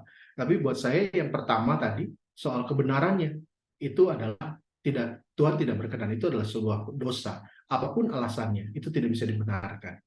Tetapi menyikapi itu semua, yang jelas kita sebagai orang-orang Kristen, ya kita harus punya kasih, gitu. Menerima untuk masuk, menerima mereka untuk kalau mereka bertobat, kalau mereka mau kembali kepada Tuhan, yang jelas ada pertobatan. Toh nggak juga kita kan yang namanya gereja adalah tempatnya orang-orang berdosa, Bapak Ibu Saudara. Gereja adalah tempatnya orang-orang berdosa. Rumah sakit tempatnya orang-orang sakit. Jadi kalau orang yang nggak sakit, kalau orang yang sakit, apakah mereka mau pergi kemana? Apakah rumah sakit akan menolak orang-orang yang sakit? Enggak. Kita juga sebagai gereja, ya kita juga harus menerima mereka, gitu. Orang-orang yang bercerai kah atau apa, itu kita harus menerima, gitu. Buat saya seperti itu. Ada mungkin yang ingin berdiskusi? Pak Dani, Pak Roni sudah ada? Pak Roni, udah? Sudah ada? Belum ada. Oh, belum. Mungkin mobilnya belum ini. Iya, iya. Oke, Bapak Iya, Ibu, jadi itu tambahan dari Pak Aril tentang perpuluhan dan pernikahan tadi ya. Gitu. iya. Nah, jadi begitu luas atau maksudnya banyak hal yang terkait dengan isu pastoral yang perlu disikapi oleh kita semua. Tetapi sekali lagi, seperti yang Alkitab katakan, ya Rasul Paulus itu memberikan resep bagaimana menangkal hal-hal yang kita anggap tidak benar, tidak sesuai dengan firman Tuhan, yaitu untuk kita terus belajar membaca Alkitab, ya, mengawasi diri, mengawasi ajaran, dan terus beritakan tentang Kristus selama itu adalah benar, maka di dalamnya ada pertolongan Tuhan buat kita. Sebab sesuatu yang berasal dari Tuhan, maka Tuhan juga akan memberikan roh hikmatnya untuk kita bisa menyampaikan secara benar. Ya, itu Bapak Ibu. Ya, ini pertemuan yang kedua tentang isu pastoral. Nanti hari Kamis pertemuan yang ketiga isu pastoral, kita akan mendiskusikan juga tentang beberapa aliran, ajaran, komunitas yang kita anggap tidak sesuai, yang perlu kita jawab begitu ya. Tetapi ada juga yang bukan dalam bentuk aliran, tapi pernyataan-pernyataan, statement yang lagi tidak sesuai dengan Alkitab seperti itu. Ya, saya hanya mau menyampaikan kepada kita ketika itu diujinya ketika tidak sesuai lagi dengan Alkitab atau memutarbalikkan Alkitab, maka yang bersangkutan bertanggung jawab di hadapan Tuhan seperti itu. Karena orang yang mengurangi, melebih-lebihkan, Tuhan yang akan memperhitungkan berperkara dengan dia. Kan gitu ya. Tuhan tolong kita semuanya. Oke, pertemuan kita sampai di sini ya. Nanti kita akan ketemu lagi di hari Kamis. Nanti mungkin akan lebih seru ya. Dan terima kasih untuk masukan-masukannya. Terima kasih juga buat yang sudah bisa memahami tentang beberapa hal yang terkait dengan isu pastoral ini. Tuhan Yesus